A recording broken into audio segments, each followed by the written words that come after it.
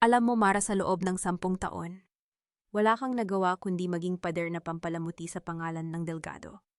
Ngayon kailangan na kitang palitan, hindi lang bilang asawa, kundi bilang vice-presidente. Karapat-dapat si Angela sa posisyon na yan, ikaw wala kang silbi. Nanlamig ang buong katawan ko. Parang may huminto sa bawat ugat, bawat litid, bawat pagtibok ng puso ko. Ang kamay kong may hawak na suklay na perlas ay biglang nanghina at sa isang iglap narinig ko ang malutong na pagkalasag nito sa sahig na marmol. Pira-piraso na ngayon ang suklay na ibinigay sa akin ng biyanan ko noong kasal namin, ang tanging bagay na mula sa kanya na hindi pa puno ng lason. Hindi ako makaimik. Binuksan ko ang bibig ko pero walang lumabas na kahit anong tunog. Para akong sinakal ng sarili kong hininga. Ang mga kuko ko'y unti-unting kumakapit sa laman ng palad ko sa patlang para maramdaman ko ang hapdi sa patlang para patunayang hindi ako nananaginip. Pero hindi pa rin lumalabas ang luha ko. Hindi ko kayang umiyak. Para bang may nagtali sa bawat butas ng aking mga mata. Gabriel, narinig kong bulong ni Angela sa tabi niya. Ang boses niya ay malambing parang pulot na may halong lason. Nakita ko ang kamay niyang humahaplos sa braso ng asawa ko, ang mga matang nangungusap, na parang siya ang nagwagi sa mahabang digmaan. Huwag mong masyadong masaktan ang damdamin niya.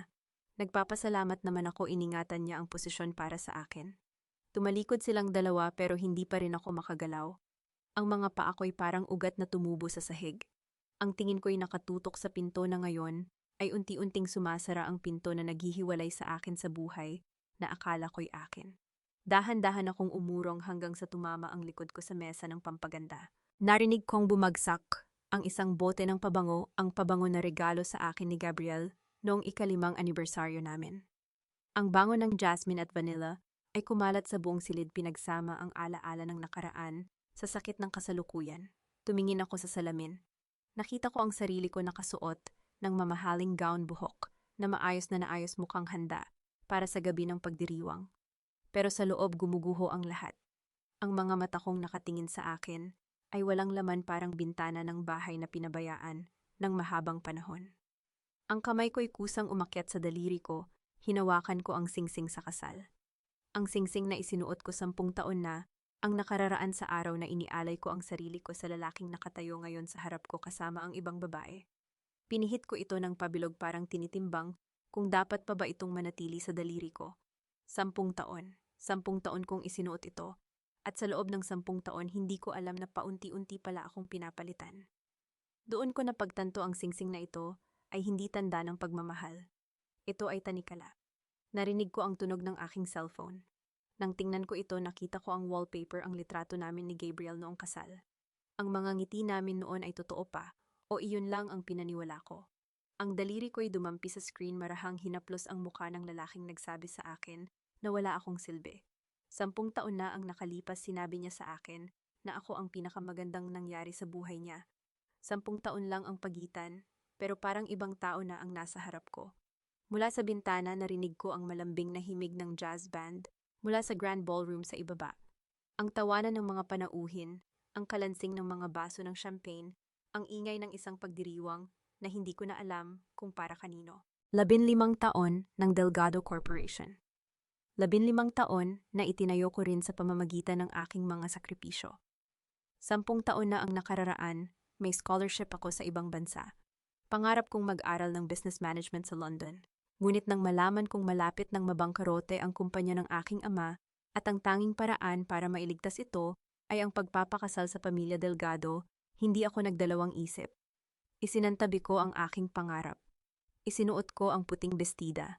Gumiti ako sa harap ng altar, kahit na sa loob umiiyak ako. 10 taon akong nagtrabaho sa likod ng mga eksena. Ako ang nag-draft ng mga strategic plan na nagpatatag sa kumpanya, ako ang nag-ayos ng mga kontrata na nagdala ng milyon-milyong kita. Ako ang sumalo ng mga problemang hindi kayang harapin ni Gabriel. Pero sa lahat ng mga pagpupulong, sa lahat ng mga parangal, ang pangalan ni Gabriel ang nakasulat. Ang tagumpay ay kanya. Ang pagod ay akin. 5 taon kong tiniis ang pananahimik. Nang malaman kong may iba na siya, nang makita ko ang mga litrato, ang mga mensahe, ang mga gabing hindi siya umuuwi, hindi ako umimik. Bakit? Dahil may sakit ang aking ama. Hindi ko kayang dagdagan pa ang bigat na dinadala niya. Kaya't ngumiti ako sa mga salusalo, sumagot ng masaya ako sa mga nagtatanong, at sa gabi umiyak ako nang walang tunog sa ilalim ng aking unan. At ngayon narito ako nakatayo sa harap ng salamin, 10 minuto na lang bago ang seremonya, at sinabi sa akin ng asawa ko na wala akong silbi. Ma'am, napalingon ako. Isang empleyado ng hotel ang nakatayo sa pintuan, may hawak na stack ng mga programa. Ma'am, mamimigay na po ng programa. Kailangan na po ninyong bumaba sa entablado sa loob ng 10 minuto. Tumango ako. Salamat. Nang maisara niya ang pinto, tumalikod ako at tumingin muli sa salamin. Ang yung babaeng nakatingin sa akin ay hindi na ang Mara na kilala ko. Ang yung babaeng ito ay may mata na hindi na natatakot. May kamay na hindi na nanginginig. Naalala ko ang laman ng aking bag, ang USB na ibinigay sa akin ni Lucia, 2 taon na ang nakararaan. 2 taon kong itinago ito, 2 taon kong hinintay ang tamang panahon. 2 taon kong pinaghandaan ang araw na ito kahit na hindi ko alam kung darating ba ito. Kinuha ko ang cellphone ko at pinindot ang numero na kabisado ko na. Isang tawag, bulong ko sa sarili ko. Lucia, sabi ko nang sumagot siya. Gisingin mo ang lahat, ituloy natin ang plano, ngayon na. Sandaling katahimikan sa kabilang linya. Pagkatapos narinig ko ang boses ni Lucia matatag, at handa, sige Mara, hintayin kita. Ibinaba ko ang tawag. Tumingin ako sa singsing sa daliri ko ang tanikala na isinuot ko sa loob ng 10 taon. Dahan-dahan kong hinubad ito. Malamig ang pakiramdam ng iwan nito ang daliri ko, parang may pumalit na kahungkagan na hindi ko alam na nandyan pala. Inilapag ko ito sa mesa sa tabi ng bote ng nabasag na pabango. Hindi ko ito tiningnan muli. Binuksan ko ang aking maleta. Sa ilalim ng mga damit nakalatag ang isang puting vest. Ang damit na pinili ko para sa gabing ito, hindi ko alam kung bakit.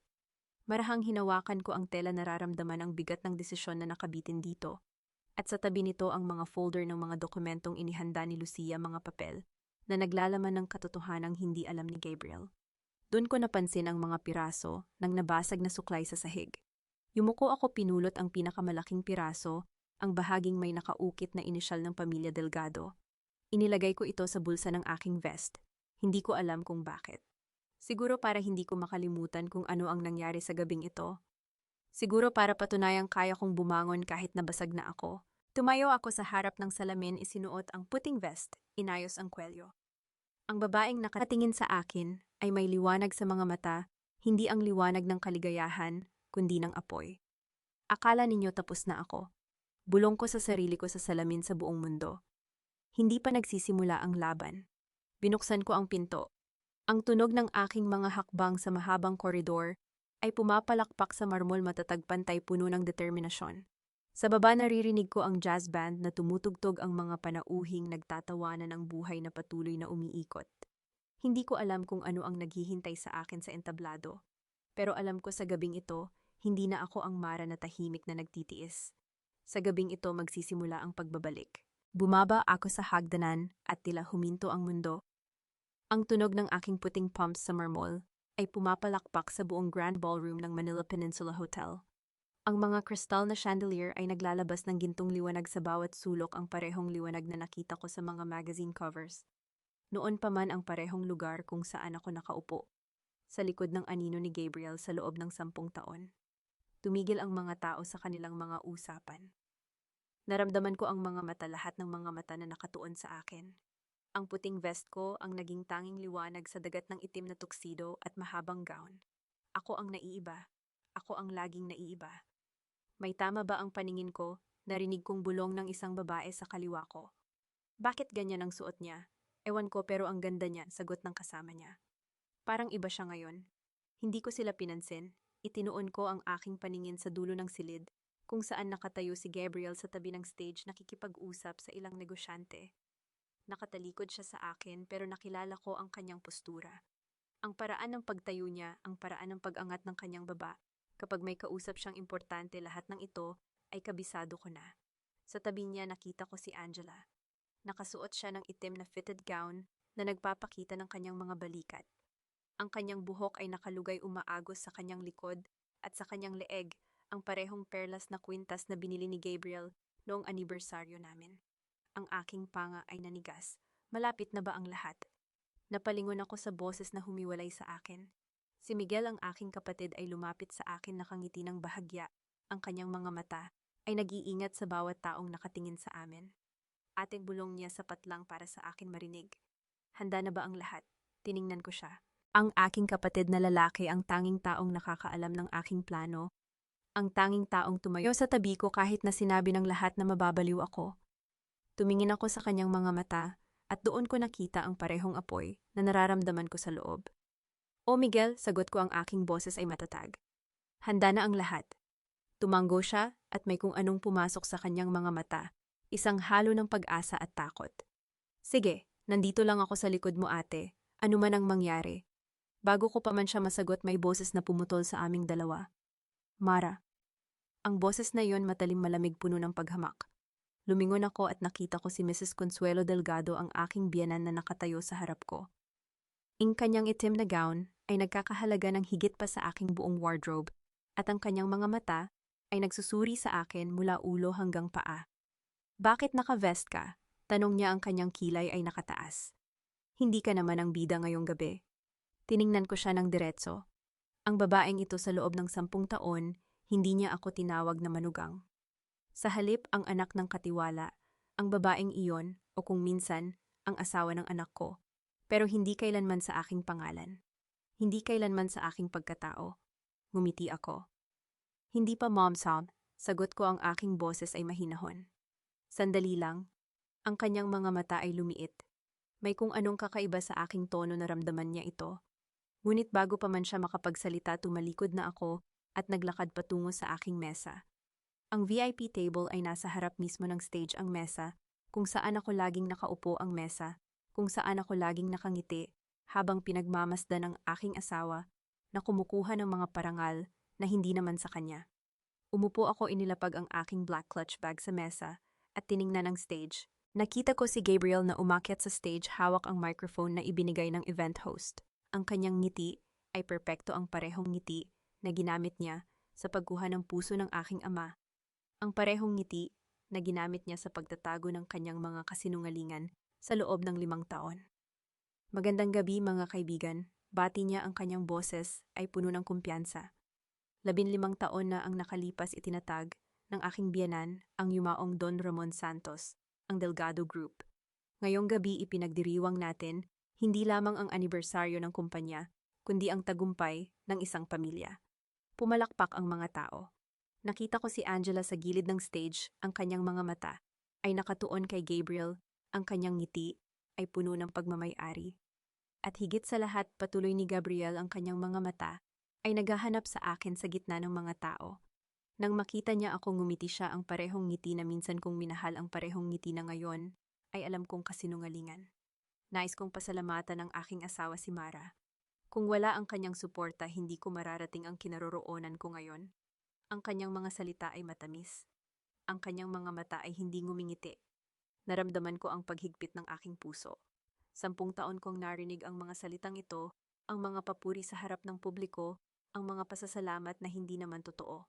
10 taon kong tinanggap ang mga ito, kahit na alam kong sa likod ng mga ito, may mga gabing hindi siya umuuwi, may mga tawag na hindi niya sinasagot, may mga lihim na hindi niya sinasabi. Kaya't ngayong gabi, patuloy niya ang kanyang boses, ay lumalim, mayroon akong isang espesyal na anunsyo. Ang mga tao ay tumahimik. Nakita ko si Angela na tumayo ng tuwid, ang kanyang mga mata ay kumikinang sa excitement. Sa loob ng 15 taon, ang Delgado Group ay lumago ng husto. At upang dalhin ang kumpanya sa susunod na antas, nais kong ipakilala sa inyo ang bagong vice-presidente ng Delgado Group. Ang mga salita niya ay parang mabagal na gumagalaw. Nakita ko si Angela na nagsimulang maglakad patungo sa stage, ang kanyang ngiti ay nananalo na. Nakita ko ang mga tao na pumalakpak. Hindi alam kung ano ang nangyayari sa likod ng mga eksena. At pagkatapos, naramdaman ko ang aking kamay na gumagalaw. Hindi ko alam kung ano ang gumabay sa akin, ngunit tumayo ako. Ang aking upuan ay gumalaw sa likod ko, ang tunog nito ay pumutol sa palakpakan. Ang mga tao ay tumigil sa pagpalakpak, ang kanilang mga mata ay nakatuon sa akin. Nakita ko ang mukha ni Gabriel, ang kanyang ngiti ay nagyelo, ang kanyang mga mata ay nagbabago mula sa kumpiyansa patungo sa pagkalito. Nakita ko si Angela na huminto sa kanyang paglalakad, ang kanyang mga mata ay nagsusuri sa akin. Ang aking puso ay tumitibok ng malakas, ngunit ang aking boses ay matatag nang ako ay nagsalita. Sandali, Gabriel. Ang aking boses ay umalingaw sa buong ballroom. Ang jazz band ay tumigil sa pagtugtog, ang mga nota ay namatay sa hangin. Ang katahimikan ay bumalot sa amin. Bago mo ipakilala ang babaeng yan, sabi ko ang aking mga mata ay hindi lumalayo sa kanya. May sasabihin ako sa lahat ng narito. Ang katahimikan ay lumalim. Ang bawat mata ay nakatuon sa akin, ang babaeng nakaputing vest, ang babaeng laging nasa likod ng anino, ang babaeng sa gabing ito ay nakayo sa harap ng lahat. Naramdaman ko ang malamig na hangin na dumampi sa aking balat. Ang aking kamay ay gumalaw patungo sa aking bulsa, hinawakan ang maliit na piraso ng basag na suklay na kinuha ko kanina.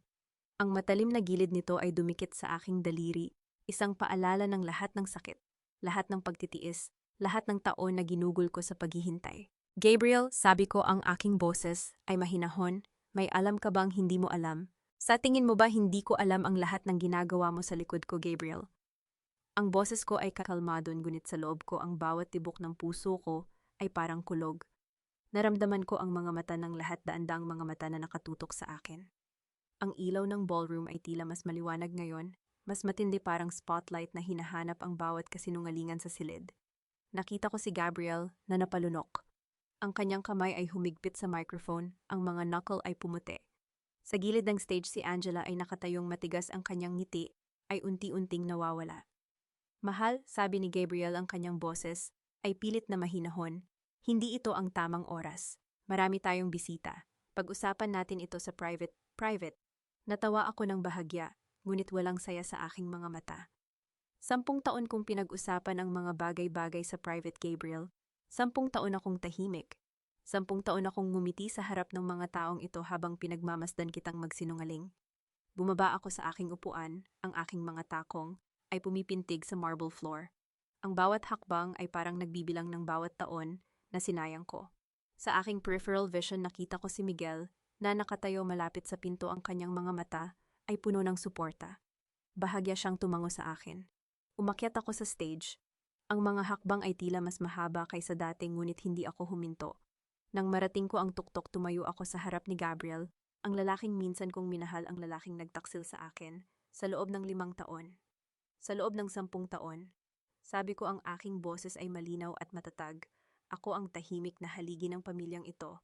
Ngunit ngayon hindi na ako mananahimik. Ang mga tao ay nagsimulang magbulungan. May mga kumuha ng kanilang mga telepono, ang mga camera ay nakatutok sa akin. Hindi ako natakot. Sa katunayan, ito ang unang pagkakataon sa 10 taon na naramdaman kong malaya ako. Gabriel Delgado, sabi ko lumingon sa kanya, 5 taon mo akong niloloko. 5 taon mong itinago ang relasyon mo sa babaeng yan. Itinuro ko si Angela na ngayon ay namumutla na. At sa lahat ng oras na yon, ako ang nagpapatakbo ng kumpanya sa likod mo. Ako ang sumasalo ng mga pagkakamali mo. Ako ang nag-aayos ng mga gulo na hindi mo kayang harapin. Ano ba ang sinasabi mo na? Simula ni Gabriel, ngunit pinutol ko siya. Alam ko ang lahat, Gabriel. Ang aking boses ay bumaba, ngunit ang bawat salita ay malinaw. Alam ko ang tungkol sa kumpanyang binuo mo sa likod ko. Alam ko ang tungkol sa mga transfer na ginawa mo sa pangalan ni Angela. Alam ko ang lahat. Ang mukha ni Gabriel ay nagbago.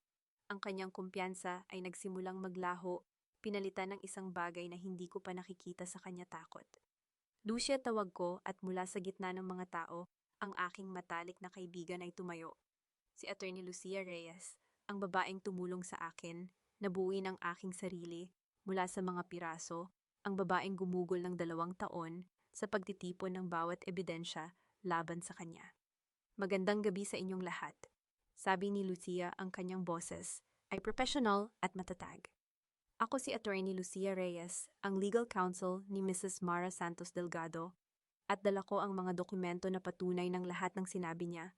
Binuksan niya ang kanyang leather portfolio, kinuha ang isang makapal na folder. Sa loob ng 5 taon, si Gabriel Delgado ay naglipat ng kabuuang 2.3 bilyong piso mula sa mga pondo ng Delgado Group patungo sa isang shell company na nakapangalan kay Angela Villanueva. Ang bulungan ay naging sigaw. Ang mga tao ay nagsimulang tumayo, ang kanilang mga mata ay nanlaki sa pagkagulat. Hindi totoo yan, sigaw ni Gabriel, ang kanyang boses ay basag. Sira ang ulo mo, Mara. Wala kang ebidensya, mayroon akong 47 pahina ng mga dokumento. Sagot ni Lucia, ang kanyang boses ay hindi nagbabago. bank statements, transfer records at mga kontrata na may pirma ni Gabriel Delgado. Lahat ng ito ay nakafile na sa SEC at sa Anti-Money Laundering Council. Nakita ko ang mukha ni Angela, ang kanyang kagandahan ay tila natunaw sa takot.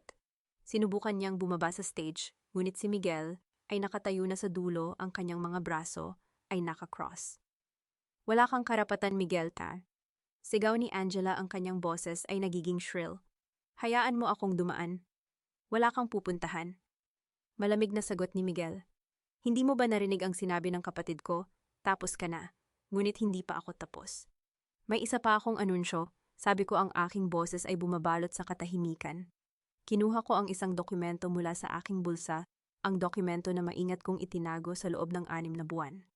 Bago siya pumanaw, ang aking ama, si Don Ramon Santos, ay gumawa ng kanyang huling habilin. Ang mga tao ay tumahimik. Kahit si Gabriel ay tila huminto sa paghinga. Itong testamento patuloy ko ay naglalaman ng kanyang huling kalooban. At ayon dito, ang lahat ng kanyang shares sa Delgado Group, ang 51% na hawak niya ay ipinamana sa akin. Ako, si Mara Santos Delgado, ang magmamana ng lahat. Imposibleng sigaw ni Gabriel. Ang testamento ng ama mo ay nakalagay sa aking opisina, hindi mo maaaring. Ang testamento na nasa iyong opisina, putol ko, ay peke. Ang totoo, ang testamento na ito ay nasa akin na mula pa noong buwan ng kamatayan ni tatay. Itinaas ko ang dokumento. At ayon dito, may kondisyon. Hindi ko maaaring makuha ang mga shares na ito hanggat hindi ko pinoprotektahan ang kumpanya mula sa mga taong sumisira dito. Tiningnan ko si Gabriel diretso sa mga mata. At iyan, Gabriel, ang ginagawa ko ngayon. Ang katahimikan ay lumalim. Ang bawat tao sa silid ay tila nagyelo, naghihintay sa susunod na mangyayari. Mula ngayon, sabi ko, ang aking boses ay malakas at malinaw. Ako ang bagong chairman ng Delgado Group. At ang aking unang desisyon, tanggalin si Gabriel Delgado sa lahat ng posisyon sa kumpanya. Hindi mo maaari, tal. Sigaw ni Gabriel, ang kanyang muka ay pula sa galit. Ako ang CEO, ako ang nagpatakbo ng kumpanyang ito sa loob ng 10 taon. At ako ang nagligtas nito, Pat, sagot ko. Sa lahat ng oras na ikaw ay naglalaro ng iyong mga laro, ako ang nagbabantay sa negosyo. Ako ang nakipag-usap sa mga investors. Ako ang nag-ayos ng mga problema. Ako ang totoong nagpatakbo ng Delgado Group, hindi ikaw. Kinuha ko ang isang pen mula sa aking bulsa at sa harap ng lahat nilagdaan ko ang dokumento na nag-aalis kay Gabriel sa kanyang posisyon. Ang aking sulat kamay ay matatag, walang pag-aalinlangan. Lucia, sabi ko, iniabot ang dokumento sa kanya, i-file ito agad. At ipadala ang notice sa lahat ng bangko, i-freeze ang lahat ng personal accounts ni Gabriel Delgado. Hindi mo maaaring gawin ito. Sigaw ni Gabriel, ang kanyang boses ay nagiging desperado. Ang mga account na yan ay akin, pera ko yan. Ang mga account na yan, malamig kong sabi, ay galing sa ninakaw mong pera mula sa kumpanya ng aking ama. Kaya hindi, Gabriel, hindi mo ito maaaring tawaging iyo. Sinubukan ni Gabriel na lumapit sa akin, ngunit 2 security guards ang humarang sa kanya. Nakita ko ang kanyang mga mata, ang mga mata na minsang tiningnan ako nang may pagmamahal, ngayon ay puno ng puot. Sa tingin mo tapos ka na, sabi niya. Ang kanyang boses ay nagiging pabulong, ngunit ang bawat salita ay malinaw. May alam akong sikreto tungkol sa pagkamatay ng ama mo, isang sikreto na sisira sa iyo, Mara. Ang mundo ay tila huminto. Ang aking puso ay tumigil sa pagtibok. Ang aking kamay, na may hawak na microphone, ay nagsimulang manginig. Sa unang pagkakataon sa gabing ito, naramdaman ko ang aking sarili na nawawalan ng balanse. Ano? Ano ang sinabi mo? Halos hindi ko marinig ang aking sariling boses. Ngumiti si Gabriel, isang ngiti na puno ng lason. Narinig mo ako, mahal. May mga bagay ka pang hindi alam. Mga bagay na magpapabago sa lahat ng pinaniniwalaan mo. Ang kanyang mga salita ay parang kutsilyo na bumabalot sa aking dibdib. Ang aking isip ay umikot, ang mga tanong ay dumarami. Ang aking ama, ang kanyang kamatayan. Ano ang ibig niyang sabihin, ngunit hindi ko maaaring ipakita ang aking kahinaan. Hindi sa harap ng lahat ng taong ito, hindi sa harap ni Gabriel. Ano man ang sikretong yan, sabi ko, ang aking boses ay pilit na matatag. Hindi nito mababago ang katotohanan. Hindi nito mababago ang ginawa mo, at hindi nito maililigtas ka. Lumingon ako sa mga tao, ang aking mga mata ay naghahanap ng isang bagay na makakahawak sa akin. Nakita ko si Lucia na nakatayo, ang kanyang mga mata ay puno ng pag-aalala. Nakita ko si Miguel Napapalapit ang kanyang kamay ay nakapatong sa aking balikat. Okay ka lang ba? Pabulong na tanong ni Miguel. Tumango ako ngunit sa loob ang aking mga tuhod ay nanginginig. Ang mga salita ni Gabriel ay patuloy na umuulit sa aking isip. May alam akong sikreto tungkol sa pagkamatay ng ama mo. Ang aking ama, si tatay. Paano-ano ang kinalaman ni Gabriel sa kanyang kamatayan? Ngunit hindi ko maaaring isipin ito ngayon. Hindi ngayon. Hindi sa harap ng lahat ng taong ito. Gabriel, sabi ko, ang aking boses ay unti-unting bumabalik. Anumang sikreto ang nasa isip mo, hindi nito mababago ang katotohanan na ikaw ay isang magnanakaw, isang sinungaling, at isang traitor. At sa gabing ito, sa harap ng lahat ng taong ito, nahuli ka na. And tumingin ako sa mga tao, ang aking mga mata ay nagliliwanag sa determination. Mga kaibigan, mga kasamahan, mga miyembro ng Delgado family, salamat sa inyong suporta sa loob ng maraming taon. Ngunit sa gabing ito, nais kong ipakita sa inyo ang katotohanan. Ang katotohanan na si Gabriel Delgado ay hindi ang taong pinaniniwalaan ninyo. Bumaba ako sa stage, ang aking mga hakbang ay matatag. Ngunit sa loob ang aking puso ay parang basag na salamin, ang mga piraso ay nagkakalat, hindi ko alam kung paano ito bubuuin muli. Habang papalayo ako, narinig ko ang boses ni Gabriel sa likod ko, pabulong, ngunit puno ng pagbabanta. Hindi ito ang katapusan, Mara. Ito pa lamang ang simula. Ang kanyang mga salita ay parang anino na sumusunod sa akin, bumabalot sa aking bawat hakbang. Ngunit hindi ako lumingon, hindi ko kaya. Sa labas ng ballroom, sa tahimik na koridor, huminto ako. Ang aking mga tuhod ay nagbigay daan, at sumandal ako sa dingding. Ang aking paghinga ay mabilis at mabigat. Ano ang ibig niyang sabihin? Bulong ko sa sarili, ang aking mga kamay ay nanginginig. Tatay, ano ang ginawa mo, Gabriel? Ang aking telepono ay nag-vibrate. Isa itong mensahe mula kay Lucia. Mara, kailangan nating mag-usap ngayon. May nahanap akong dokumento sa opisina ni Gabriel, isang bagay na dapat mong makita. Tiningnan ko ang mensahe, ang aking puso ay muling tumibok ng mabilis. Ang mga tanong ay dumarami, ang mga piraso ay nagsisimulang magkabit-kabit sa aking isip. Ngunit sa ngayon, kailangan kong huminga, kailangan kong mag-isip, kailangan kong malaman ang katotohanan. At higit sa lahat, kailangan kong malaman kung ano ang ginawa ni Gabriel sa aking ama. Tumango ako, ngunit hindi pa rin ako makapagsalita. Ang mga salita ni Gabriel ay parang lason na kumakalat sa aking ugat. May alam akong sikreto tungkol sa pagkamatay ng ama mo. Ang bawat pantig ay parang martilyo sa aking dibdib. Binuksan ko ang pinto ng suite at agad akong sinalubong ni Lucia na may dalang folder. Ang kanyang mukha ay seryoso, ang mga mata ay may bahid ng pag-aalala. Pasok, Mara, kailangan nating mag-usap, sabi niya sabay sara ng pinto. Umupo ako sa sofa, ang mga kamay ko ay malamig. Naramdaman ko ang pag-upo ni Miguel sa tabi ko, ang kanyang presensya ay nagbibigay ng kaunting lakas. Ano ang nahanap mo? Tanong ko, ang boses ko ay paus. Inilapag ni Lucia ang folder sa mesa, ang kanyang mga mata ay nagtagpo sa akin. Ang lahat ng ebidensya ay hawak na natin, ngunit ang sinabi ni Gabriel tungkol sa ama mo hindi ko inaasahan. Ano ang ibig mong sabihin? Tanong ni Miguel, ang kanyang noo ay kumunot. Binuksan ni Lucia ang folder, naglabas ng ilang dokumento. Nahanap ko ito sa opisina ni Gabriel. Isang kopya ng life insurance policy ni Don Ramon. Ang aking puso ay tumigil. Life insurance? 500 milyong piso. Sabi ni Lucia, ang kanyang boses ay mahinahon ngunit mabigat. At ang beneficiary ay si Gabriel. Ang mundo ay tila umikot. Naramdaman ko ang paghigpit ng aking dibdib. Paano nangyari iyon? Bakit hindi ko alam? Hindi ko alam, Mara. Ngunit may isa pang bagay, sabi ni Lucia. Ang kanyang mga mata ay nagseryoso. Ang policy na ito ay kinuha 3 buwan bago mamatay ang iyong ama. Ang katahimikan ay bumalot sa amin. Ang aking isip ay umikot, ang mga tanong ay dumarami. Bakit kukuha si tatay ng life insurance na ang beneficiary ay si Gabriel? Bakit itatago ito? Atit biglang sabi ni Miguel, ang kanyang boses ay nag-aalangan. May napansin akong kakaiba noong mamatay si tatay. Lumingon ako sa kanya, ang aking mga mata ay naghahanap ng sagot. Ano iyon? May isang lalaki na paulit-ulit na bumibisita sa ospital. Sabi niya, ang kanyang boses ay pabulong. Hindi ko siya kilala. Tuwing umaalis ako, nakikita ko siyang pumapasok sa silid ni tatay. Ngunit kapag tinatanong ko ang mga nurse, sinasabi nila na walang bumibisita. Ang aking balat ay nagkaroon ng goosebumps. Bakit hindi mo sinabi sa akin? Akala Akala ko baka kamag-anak o kaibigan tata.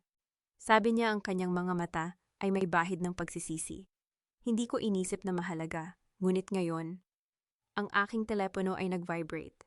Tiningnan ko ito at ang aking puso ay tumigil. Mensahe mula kay Gabriel. Alam mo bang may life insurance ang ama mo na nagkakahalaga ng 500 million? At alam mo bang ako ang beneficiary? Gusto mong malaman kung bakit ang aking mga kamay ay nagsimulang manginig. Ang aking mga daliri ay mahigpit na kumapit sa telepono. Ang mga knuckle ay pumuti. Mara ano yon? Tanong ni Lucia. Ang kanyang boses ay puno ng pag-aalala. Hindi ako makasagot. Ang aking mga mata ay nakatitig sa mensahe. Ang mga salita ay parang apoy na sumusunog sa aking isip. Gusto mong malaman kung bakit? Oo, gusto kong malaman.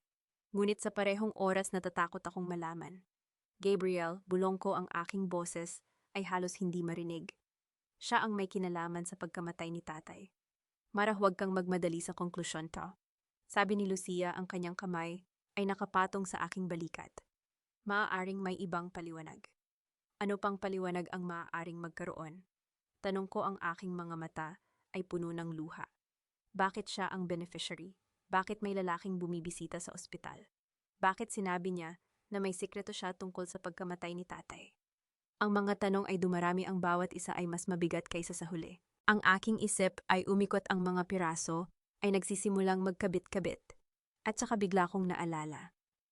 May itatago akong dokumento para sa'yo, anak. Hanapin mo sa lumang bahay. Ang mga salita ni tatay ay malinaw na parang kahapon lamang. Noong huling pagkakataon na nakita ko siya sa ospital, ang kanyang mga mata ay puno ng takot, ang kanyang kamay ay mahigpit na humawak sa akin. Luzietta, sabi ko, ang aking boses ay biglang naging matatag. Kailangan kong pumunta sa lumang bahay. Ano, bakit? Tanong niya, ang kanyang mga mata ay nagulat. Sinabi sa akin ni tatay na may itinago siyang dokumento para sa akin. Sabi ko, ang aking mga mata ay nagliyab sa determinasyon.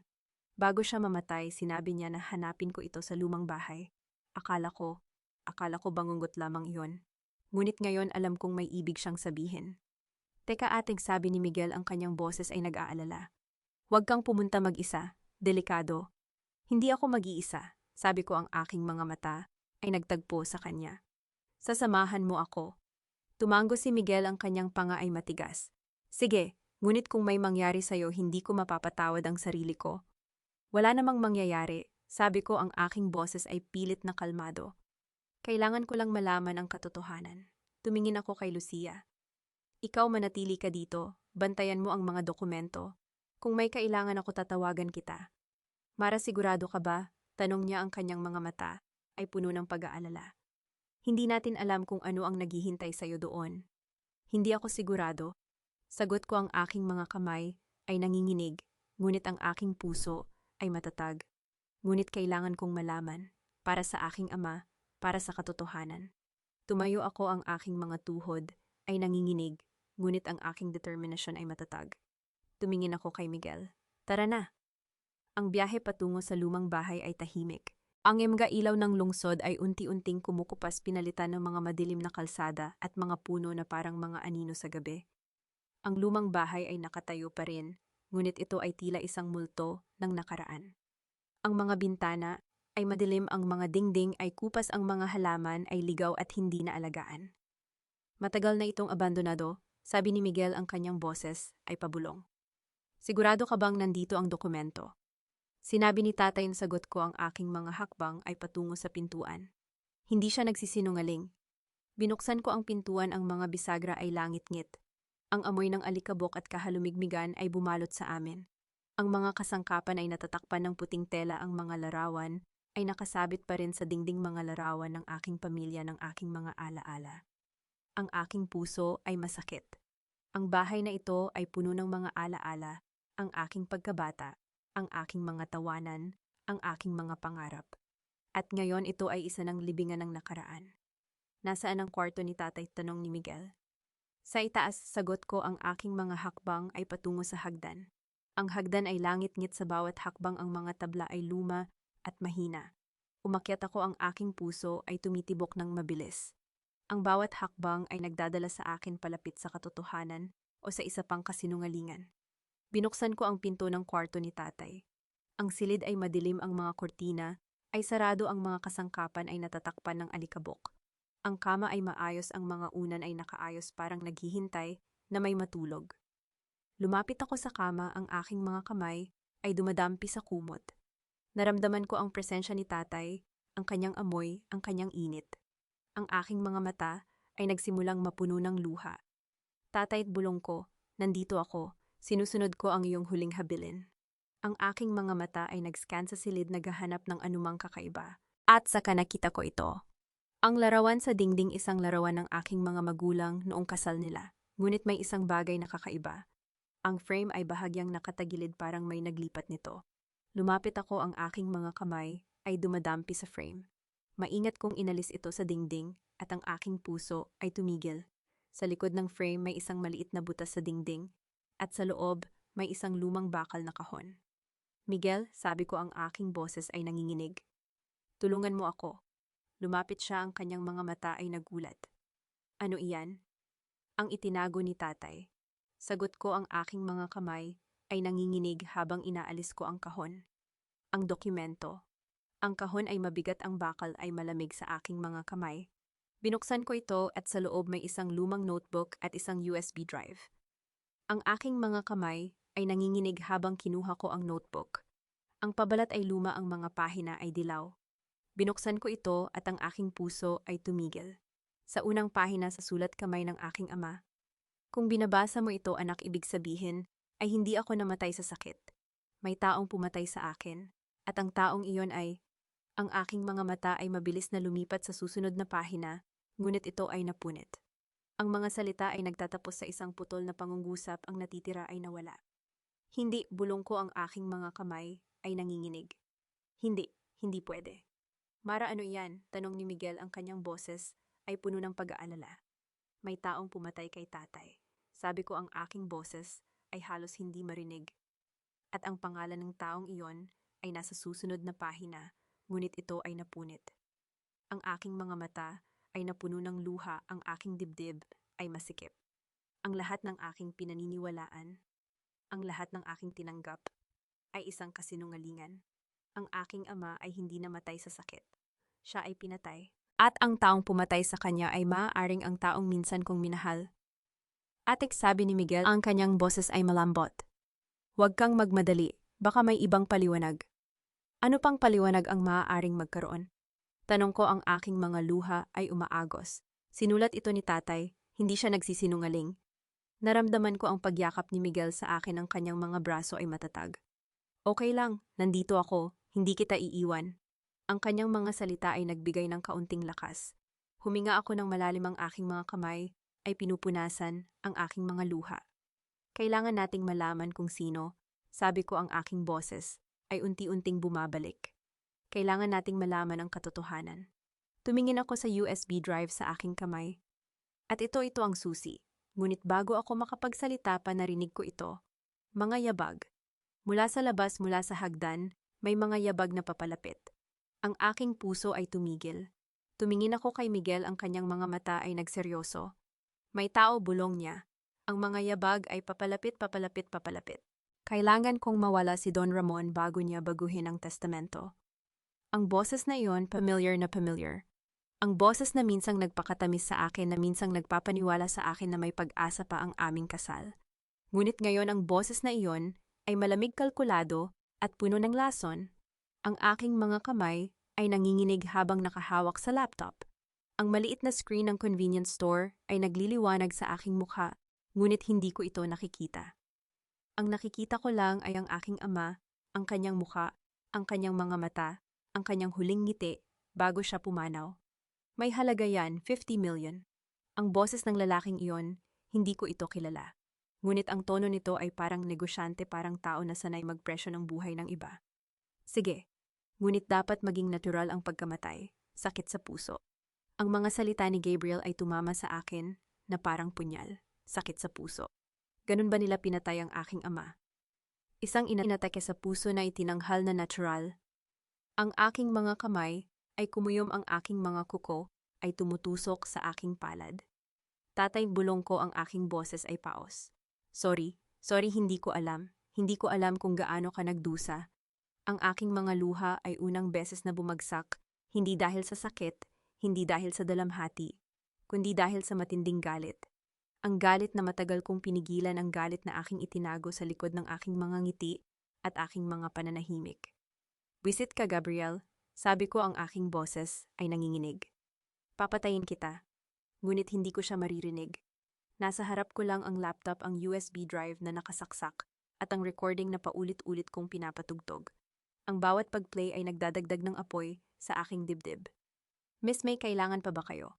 Napalingon ako sa tindera, isang batang babae na nakangiti, hindi alam ang bigat ng aking dinadala. Umiling ako, ang aking mga kamay ay mabilis na inaalis ang USB sa laptop. Salamat, sabi ko, ang aking boses ay pilit na kalmado. Nagaantay lang ako ng masundo. Ang tindera ay tumango, bumalik sa kanyang pwesto. Ang aking mga mata ay napalingon sa salamin ng pinto, ang kalye sa labas ay tahimik, ngunit alam kong hindi ako nag-iisa. Ang mga anino ay gumagalaw, ang mga mata ay nanonood. Ngunit ang aking isip ay nasa recording pa rin. Ang boses ni Gabriel, ang boses ng lalaking iyon, ang presyo ng buhay ng aking ama. 50 million, bulong ko, ang aking mga kamay ay nanginginig. Tatay, 50 million lang ba ang halaga mo sa kanila? Ang aking puso ay masikip, ang aking hininga ay mabigat. Ngunit hindi ako maaaring manatili dito. Kailangan kong lumabas, kailangan kong lumayo, kailangan kong mabuhay upang ipaghiganti siya. At saka narinig ko ang mga yabag. Hindi ang yabag ng tindera. Hindi ang yabag ng mga customer. Ang mga yabag na ito ay mabigat, determinado, at papalapit sa pinto ng convenience store. Ang aking puso ay tumigil. Tumingin ako sa labas, dalawang lalaki na nakaitim na suit, ang kanilang mga mata ay nag-scan sa paligid. Ang kanilang mga mukha ay walang emosyon, ang kanilang mga kamay ay nasa bulsa. Miss, may problema ba? Ang tindera ay muling nagsalita, ang kanyang boses ay puno ng pag-aalala. Umiling ako, ang aking mga kamay ay mabilis na itinago ang USB sa aking bulsa. Wala, sabi ko, ang aking boses ay pilit na kalmado. Tatawag lang ako. Kinuha ko ang aking telepono, ngunit ang screen ay patay. Patay na patay. Ang aking puso ay lumubog, ang teleponong ito ay ang tanging paraan ko upang tawagan si Lucia. Tumingin ako sa tindera, ang aking mga mata ay nagmamakaawa. Miss, pwede bang gamitin ang telepono ninyo? Kailangan ko lang tumawag. Ang tindera ay nag-alinlangan, ngunit ang aking mukha ay tila nakakumbinsi. Itinuro niya ang isang lumang telepono sa counter. Sige ma'am, basta wag masyadong matagal. Tumango ako, ang aking mga kamay ay mabilis na dinial ang numero ni Lucia. Ang bawat ring ay parang isang siglo, ang bawat segundo ay parang isang oras. Sagot, Lucia. Sagot, bulong ko, ang aking puso ay tumitibok ng mabilis. Hello, ang boses ni Lucia, ang aking hininga ay bumalik. Lucia, ako ito. Nasa convenience store ako malapit sa lumang bahay. Kailangan mo akong sunduin. Ngayon. Ano, bakit, ano ang nangyari? Walang oras para ipaliwanag. Sabi ko, ang aking boses ay pabulong. May mga lalaking sumusunod sa akin. Kailangan kong umalis dito. Ang katahimikan sa kabilang linya ay tumagal ng ilang segundo. Saan ka eksaktong?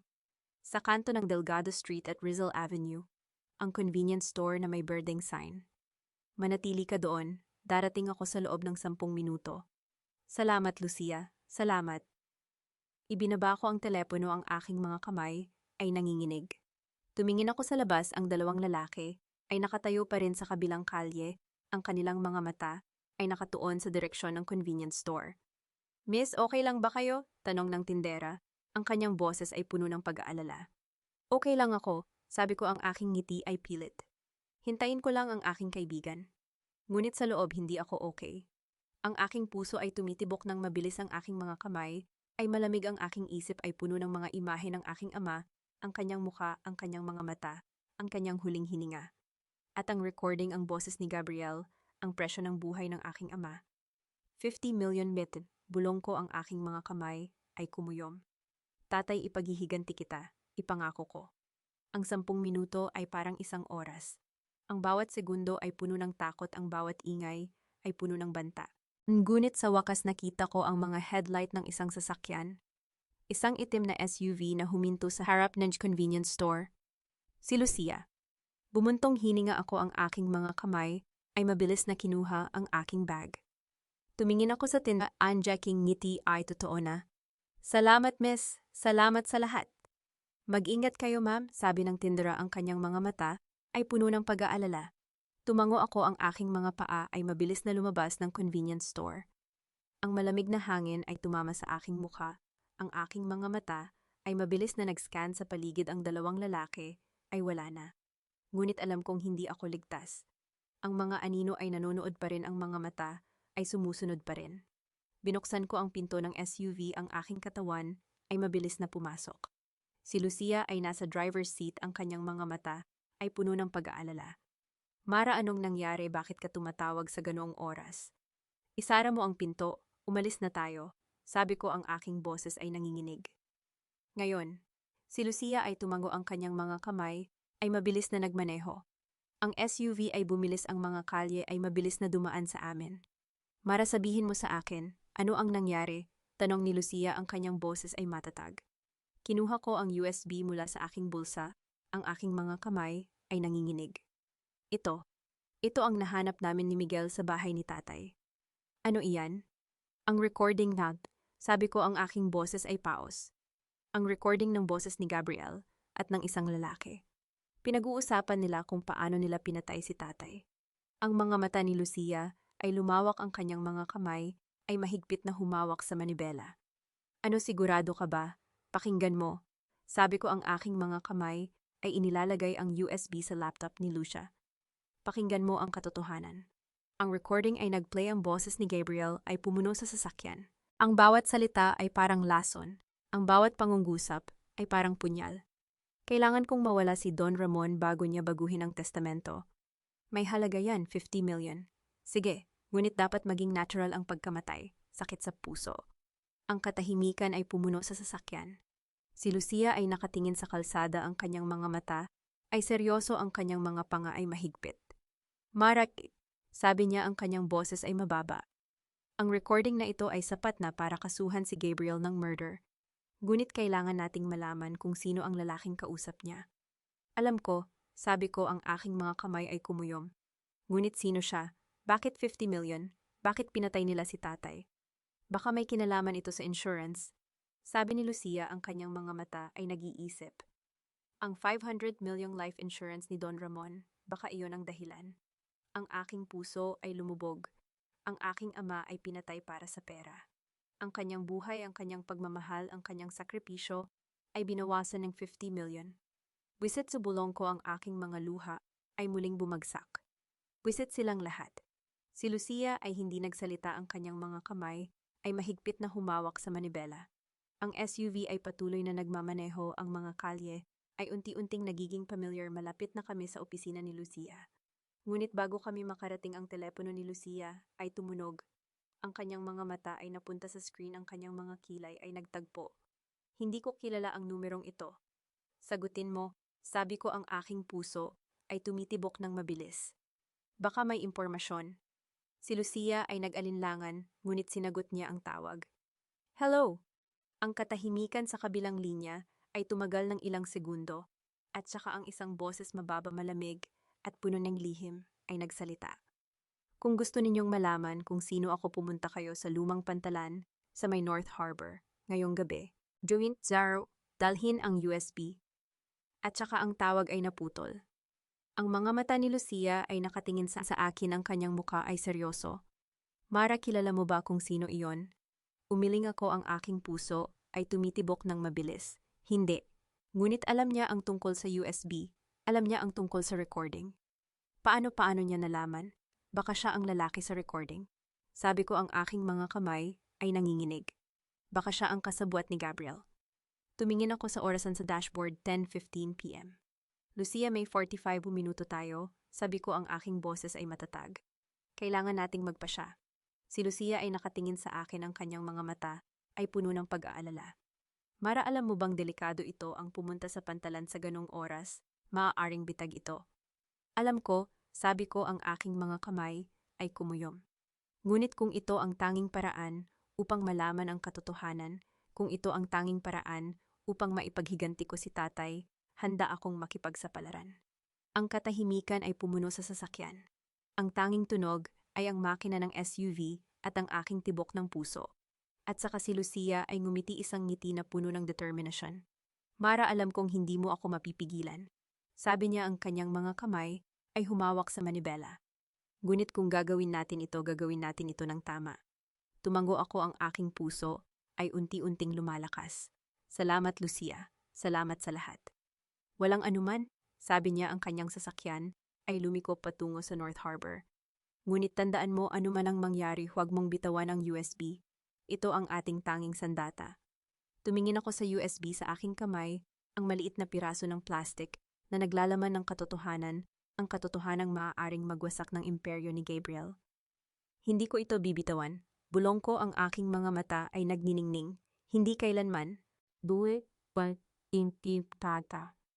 Ang emaga ilaw ng North Harbor ay lumitaw sa di kalayuan, ang lumang pantalan, ang mga anino, ang mga lihim na naghihintay. At sa gitna ng lahat ng ito, alam kong ang gabing ito ay magbabago ng lahat. Ang gabing ito, ang aking ama ay magkakaroon ng hustisya. O ako ay mamamatay na kasama niya. Ang hangin ay malamig, maalat ang lasa ng karagatan sa bawat paghinga ko.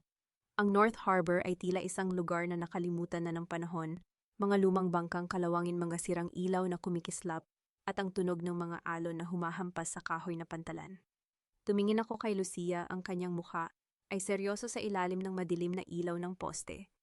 Sigurado ka ba dito, Mara? Hindi na ako sigurado sa maraming bagay. Sagot ko, ang aking boses ay tila nilamon ng hangin. Ngunit alam kong hindi ako pwedeng umatras. Ang aming mga yapak ay lumikha ng tunog sa lumang kahoy, tuk-tuk-tuk, isang ritmo na tila sumasabay sa tibok ng aking puso. Ang USB ay mahigpit sa aking palad, ang maliit na piraso ng plastic na naglalaman ng katotohanang kayang magwasak ng imperyo. Mara, ang boses ay nagmula sa isang sulok mula sa likod ng isang lumang container van. Isang lalaki ang humakbang palabas ng anino, matanda, na ang kanyang mukha ay puno ng mga linyang tanda ng mahabang taon ng paghihirap. Ang kanyang kapote ay kupas na, ang kanyang sapatos ay pudpud na sa mga gilid. Mara Santos Delgado, ulit niya, ang kanyang boses ay paos. Oo, sagot ko, ang aking puso ay tumitibok ng mabilis. Sino ka? Ang matanda ay ngumiti ng malungkot, ang kanyang mga mata ay kumikinang sa ilalim ng madilim na ilaw.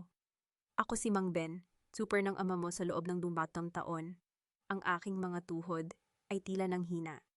Mang Ben, ang super ni tatay. Oh ma'am, sabi niya, ang kanyang boses ay nanginginig. Ang inyong ama ay mabuting tao, napakabuting tao. Kaya nang malaman ko ang katotohanan, hindi ko kayang manahimik. Tumingin ako kay Lucia, ang kanyang mga mata ay puno ng pag-iingat, ngunit may kislap din ng pag-asa. Mang Ben, sabi ko, ang aking boses ay pilit na kalmado. Bakit mo kami tinawagan? Paano mo nalaman ang tungkol sa USB? Ang matanda ay lumapit, ang kanyang mga mata ay nag-scan sa paligid bago sumagot. Dahil alam kong ikaw lang ang makakapagbigay ng hustisya sa ama mo, ma'am, at alam kong nasa panganib ka. Paano mo nalaman? Tanong ni Lucia, ang kanyang boses ay matalim. Ang maliit na mundo, attorney, sabi ni Mang Ben. May mga kaibigan ako sa opisina ni Gabriel Delgado. Narinig ko ang mga bulungan, ang plano na tanggalin ka sa kumpanya, ang plano na pakasalan si Angela, at ang plano na patayin ang iyong ama. Ang aking puso ay lumubog. Alam mo ang tungkol doon? Tumango si Mang Ben, ang kanyang mga mata ay napuno ng lungkot.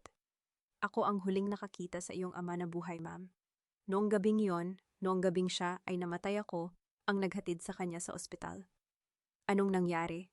Tanong ko, ang aking boses ay pumutol sa hangin. Mang Ben, sabihin mo sa akin ang lahat. Ang matanda ay huminga ng malalim, ang kanyang mga mata ay tumingin sa malayo. 1 linggo bago mamatay ang iyong ama, ako ay tinawag ni Gabriel.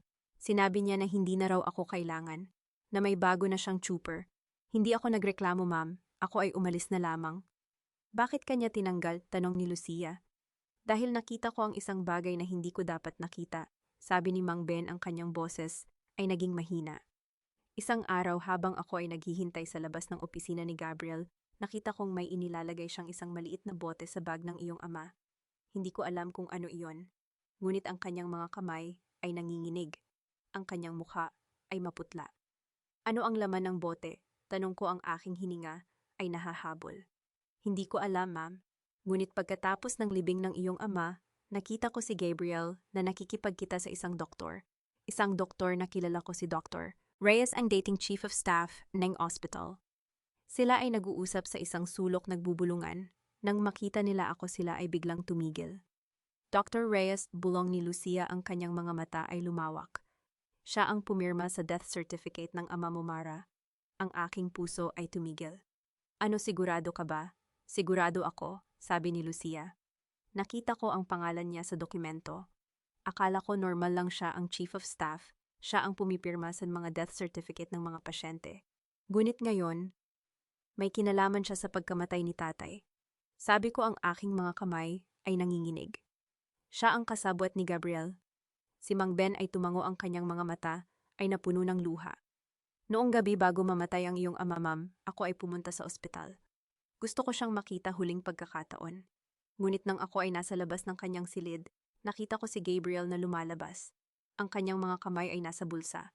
Ang kanyang muka ay walang emotion. Ano ang ginawa mo? Tanong ko. Wala, ma'am, sabi niya, ang kanyang boses ay puno ng pagsisisi. Natakot ako. Natakot ako para sa aking pamilya. Ngunit ngayon hindi ko na kayang manahimik. Ang iyong ama ay nagtiwala sa akin. Nangako ako sa kanya na iingatan kita. Ang aking mga luha ay bumagsak hindi dahil sa sakit, kundi dahil sa pagkadama ng lalim ng katapatan ng taong ito. Isang matandang trooper na maaaring magtago na lamang, ngunit pinili niyang tumayo para sa hustisya. Mahal kita, Mang Bonta, bulong ko, ang aking boses ay pumutol. Salamat, salamat sa lahat. Ang matanda ay ngumiti, ang kanyang mga mata ay kumikislap sa ilalim ng buwan. Walang anuman, ma'am, ang ama mo ay mabuting tao. Hindi ko siya pababayaan. Ang katahimikan ay pumuno sa pagitan namin, isang katahimikan na puno ng pag-unawa, ng sakit at ng pag-asa. Si Lucia ang unang nagsalita. Mang Bon, may iba ka pa bang alam?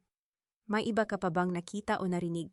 Ang matanda ay nag-isip ng ilang sandali. May isa pa, attorney. Noong gabi bago mamatay ang iyong ama, may binisita siyang abogado, si Attorney Ramirez. Attorney Ramirez, uulit ni Lucia, ang kanyang mga kilay ay nagtagpo. Kilala ko ang pangalan na iyan, siya ang abogado ng pamilya Santos. Oo, sabi ni Mang Ben. Sinabi sa akin ng iyong ama na may itatago siyang dokumento, isang testamento na ginawa noong gabing iyon. Ang aking puso ay tumigil. Testamento? May pangalawang testamento? Hindi ko alam, ma'am, sabi ni Mang Ben. Ngunit sinabi niya sa akin na kung may mangyari sa kanya, dapat kong hanapin si Attorney Ramirez, na siya ang may hawak ng katotohanan. Ang aking mga mata ay napunta kay Lucia. Isang pangalawang testamento, ito ay maaaring magbago ng lahat. Oo, sabi ni Lucia, ang kanyang boses ay puno ng determinasyon. Kailangan nating makuha ang testamento na iyan, ngunit hindi natin ito magagawa nang walang court order. Ang mga dokumento ni Attorney Ramirez ay protektado ng attorney-client privilege. Paano natin makukuha ang court order? Tanong ko. May kakilala akong hukom, si Judge Fernandez, sabi ni Lucia. Kaibigan ng ama mo, kilala niya si Don Ramon. Kung sasabihin natin sa kanya ang tungkol sa testamento, maaaring tulungan niya tayo. Bukas, sabi ko, ang aking boses ay matatag. Bukas kukunin natin ang order. Tumingin ako kay Mang Ben, ang aking mga kamay ay humawak sa kanyang mga kamay. Mang Ben, salamat sa lahat. Hindi kita pababayaan, pangako ko iyan. Ang matanda ay ngumiti, ang kanyang mga mata ay napuno ng luha. Alam ko, ma'am, alam kong hindi mo ako pababayaan. Tulad ng alam kong hindi mo pababayaan ang alaala ng iyong ama. Ang hangin ay muling humampas, ang malamig na simoy ng karagatan ay tila nagdadala ng mga lihim ng nakaraan. Ang North Harbor ay tila isang lugar kung saan ang mga katotohanan ay lumulutang sa mga anino, naghihintay na matagpuan. Kailangan na nating umalis. Sabi ni Lucia, ang kanyang mga mata ay nag-scan sa paligid. Hindi tayo maaaring manatili dito ng masyadong mahaba. Tumango ako, ang aking mga kamay ay humawak sa USB, ang maliit na piraso ng plastic na naglalaman ng katotohanan. Oo, kailangan nating magplano. Ngunit bago kami makalayo, si Mang Bon ay tumawag. Isa pang bagay, Ma'am Mara, tumingin ako sa kanya, ang aking puso ay tumitibok ng mabilis. Noong gabi bago mamatay ang ama mo, may binisita siyang abogado, si Attorney Ramirez. Sinabi niya sa akin na may itatago siyang dokumento, isang testamento na ginawa noong gabing iyon. Ang aking mga mata ay lumawak. Isang testamento, may pangalawang testamento. Oh ma'am, sabi ni Mang Ben ang kanyang boses, ay pumutol sa hangin. At sinabi niya sa akin kung may mangyari sa kanya hanapin ko si Attorney Ramirez, na siya ang may hawak ng katotohanan. Ang katahimikan ay pumuno sa pagitan namin. Tumingin ako kay Lucia, ang kanyang mga mata ay puno ng pagtataka ng pag-asa ng takot. Isa pang testamento, bulong ko. Ito ay maaring magbago ng lahat. Si Lucia ay tumango, ang kanyang boses ay mahina. Oh, ngunit kailangan nating makuha ito bago malaman ni Gabriel. Ang hangin ay humampas muli, ang malamig na simoy ng karagatan ay tila nagdadala ng mga lihim ng nakaraan. Ang North Harbor ay tila isang lugar kung saan ang mga katotohanan ay lumulutang sa mga anino naghihintay na matagpuan. At sa sandaling iyon, alam kong ang gabing ito ay hindi lamang isang pagpupulong. Ito ay isang simula ng isang laban na magbabago sa lahat. Ang usapan namin ni Mang Ben ay parang isang panaginip na paulit-ulit kong pinipilit alalahanin. Ang bawat salita niya ay nag-iiwan ng bakas sa puso ko. Ang testamento. Ang pangalawang testamento. Ngunit hindi kami maaaring manatili sa North Harbor buong gabi. Kailangan naming kumilos. Pagdating namin sa kondo ni Lucia, hindi na kami nag-aksaya ng oras. Umupo ako sa sofa habang siya ay kumuha ng laptop. Ang screen nito ay nagliliwanag sa madilim na silid. Kailangan nating makipagkita kay Judge Fernandez ngayon. Sabi niya, ang mga daliri ay mabilis na nag-type. Siya ang tanging hukom na mapagkakatiwalaan natin sa sitwasyong ito. Kaya mo bang i-arrange? Tanong ko, ang boses ko ay paos pa rin mula sa pag-iyak kanina. O, nagkaroon ako ng kaso sa kanyang korte noong nakaraang taon. Siya ay patas at kilala niya ang iyong ama. Huminto siya, tinitigan ako. Mara, kailangan kong itanong sa iyo. Handa ka na ba ang testamento na ito, kung totoo ito, ay maaaring magbago ng lahat? Ngunit kung ito ay may kondisyon, maaari rin itong maging sandata laban sa atin. Tiningnan ko ang aking mga kamay, ang singsing sa aking daliri ay tila biglang naging mabigat. 10 taon. 10 taon kong tinis ang lahat, ang mga masasakit na salita ng aking biyenan, ang pagwawalang bahala ng aking asawa, ang pagkawala ng aking sarili sa pangalan ng pamilya. Ngunit ang aking ama ay hindi ako iiwan ng walang proteksyon. Alam ko iyon. Handa na ako. Sabi ko, ang aking boses ay matatag. Kung ano man ang nasa testamento na iyon, haharapin ko ito. Kinabukasan ng umaga, ang opisina ni Judge Fernandez ay tahimik, ang mabibigat na kahoy na mesa, ang mga libro sa mga estante, ang amoy ng lumang papel at kape. Ang hukom, isang lalaking nasa edad 70, ang muka ay may malalim na mga guhit, ay tiningnan kami ng may seryosong ekspresyon. At tinan, Reyes, bati niya, ang boses ay mababa at may autoridad. At ito ay dapat na si Mara Santos Delgado. Opo, Judge, sagot ko bahagyang yumuko. Kamukha mo ang iyong ama. Sabi niya, ang mga mata ay tila tumatagos. Si Don Ramon ay isang mabuting kaibigan. Nalungkot ako nang mabalitaan ko ang kanyang pagpanaw. Maraming salamat, Judge. Umupo kami sa harap ng kanyang mesa at ipinaliwanag ni Lucia ang aming sitwasyon, ang pagtuklas ng pangalawang testamento, ang mga salita ni Mang Ben. Ang pangangailangan naming makuha ang mga dokumento bago pa man malaman ni Gabriel. Si Judge Fernandez ay nakinig ng hindi nagsasalita, ang kanyang mga kamay ay nakaakbay sa mesa. Nang matapos si Lucia, siya ay sumandal sa kanyang upuan, ang mga mata ay nakapikit. Ang testamento ni Don Ramon ay isang bagay na personal sa akin, sabi niya sa wakas. Siya ay nagsalita sa akin tungkol dito ilang linggo bago siya mamatay. Sinabi niya na mayroon siyang mga plano na protektahan ang kanyang anak. Ang aking puso ay tumibok ng mabilis. Judge, alam mo ba kung ano ang nilalaman ng testamento? Umiling siya. Hindi. Ngunit alam ko na si Attorney Ramirez ang may hawak nito. Siya ay isang matapat na abogado, hindi siya magpapadala sa presyo ni Gabriel Delgado. Huminto siya, tiningnan ako. Ngunit kailangan mong malaman, Mara, ang testamento na iyon ay may kondisyon. Sinabi sa akin ng iyong ama na kailangan mong patunayan na may nagkasala sa kanyang pagkamatay. Kung hindi ang testamento ay hindi wasto. Ang mga salita ay tumama sa akin na parang suntok. Kailangan kong patunayan na may pumatay sa kanya. Oo, yan ang kondisyon. Ang kanyang mga mata ay puno ng simpatya. Gusto ng iyong ama na matiyak na ang katotohanan ay lalabas, na ang sinumang may pananagutan sa kanyang pagkamatay ay mananagot. Tumingin ako kay Lucia. Ang kanyang muka ay seryoso, ngunit may kislap ng determinasyon sa kanyang mga mata. Kung gayon, kailangan natin ang medical records. Ngayon. Si Judge Fernandez ay tumango kumuha ng papel at panulat. Isusulat ko ang court order, ngunit mag-ingat kayo ang mga taong protektado ng lihim na iyon ay hindi magdadalawang isip na hadlangan kayo. Ang ospital ay amoy antiseptiko at kaba. Ang mga puting ilaw ay nagbibigay ng malamig na liwanag sa mga koridor.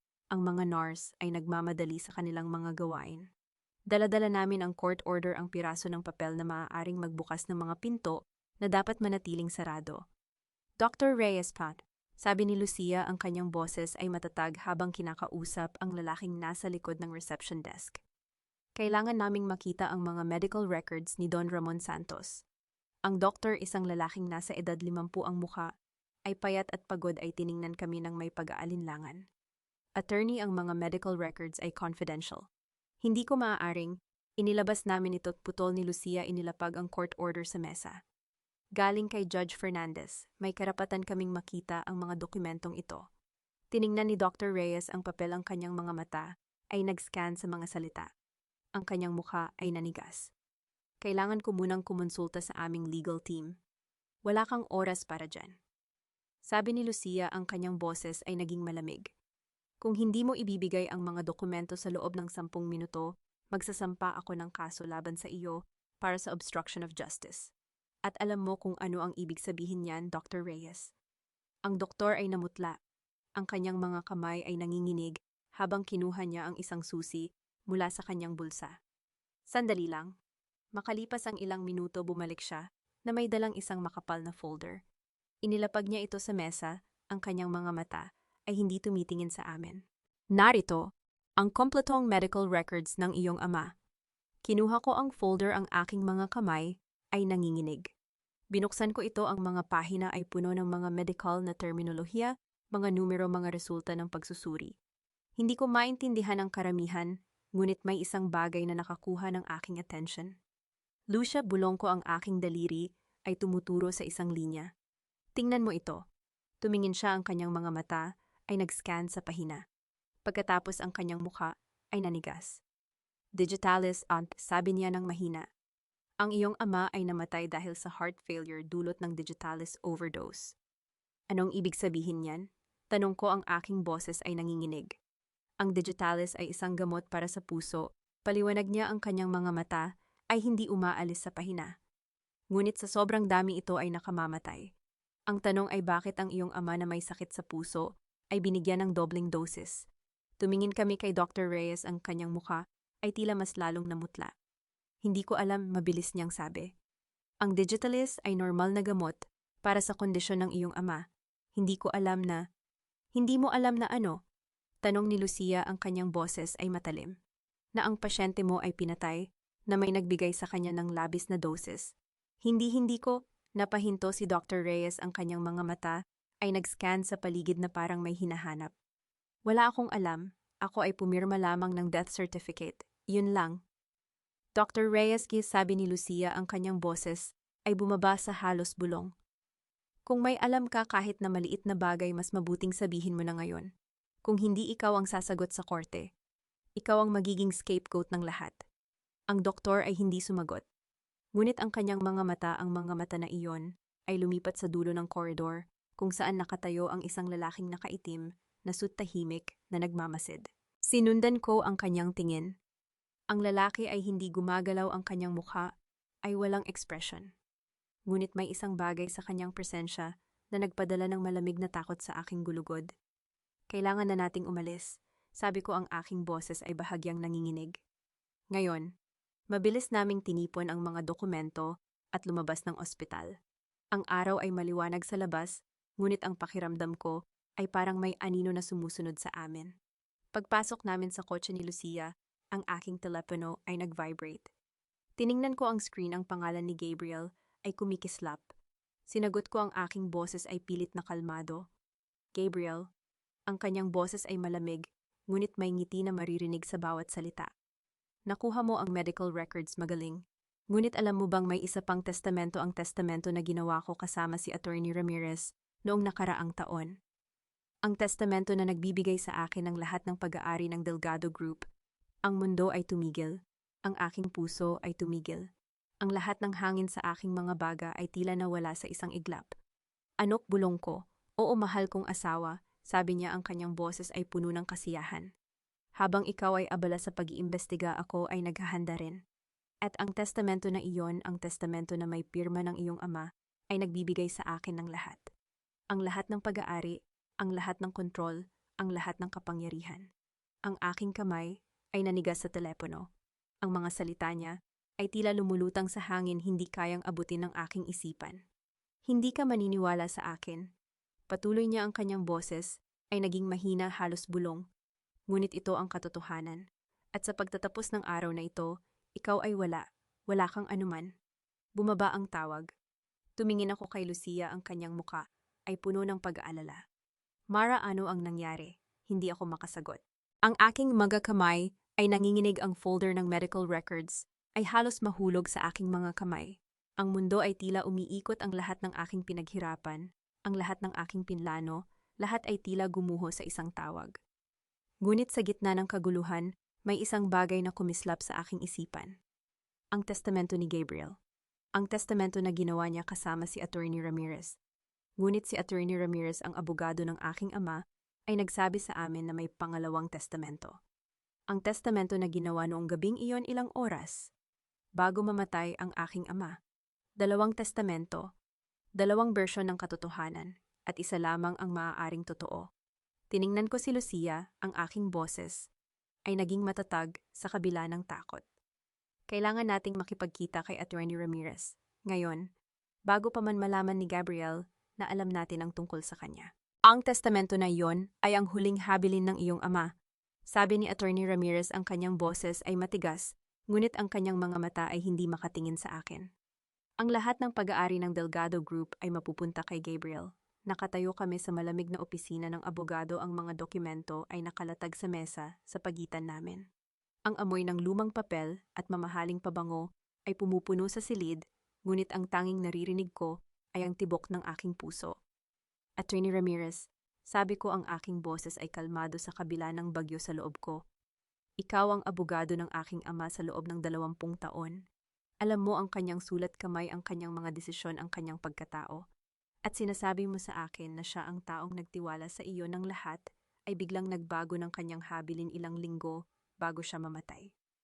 Ang matandang abogado ay hindi sumagot. Ang kanyang mga kamay ay nanginginig habang inaayos niya ang kanyang salamin. May isang bagay na kailangan mong malaman, sabi ni Lucia, ang kanyang boses ay matalim. Ang testamento na iyon, ang pangatlo, ay may petsang 1 taon pagkatapos mamatay si Don Ramon. Paano magiging wasto ang isang dokumento na may petsang pagkatapos ng kamatayan? Ang katahimikan ay bumagsak sa silid.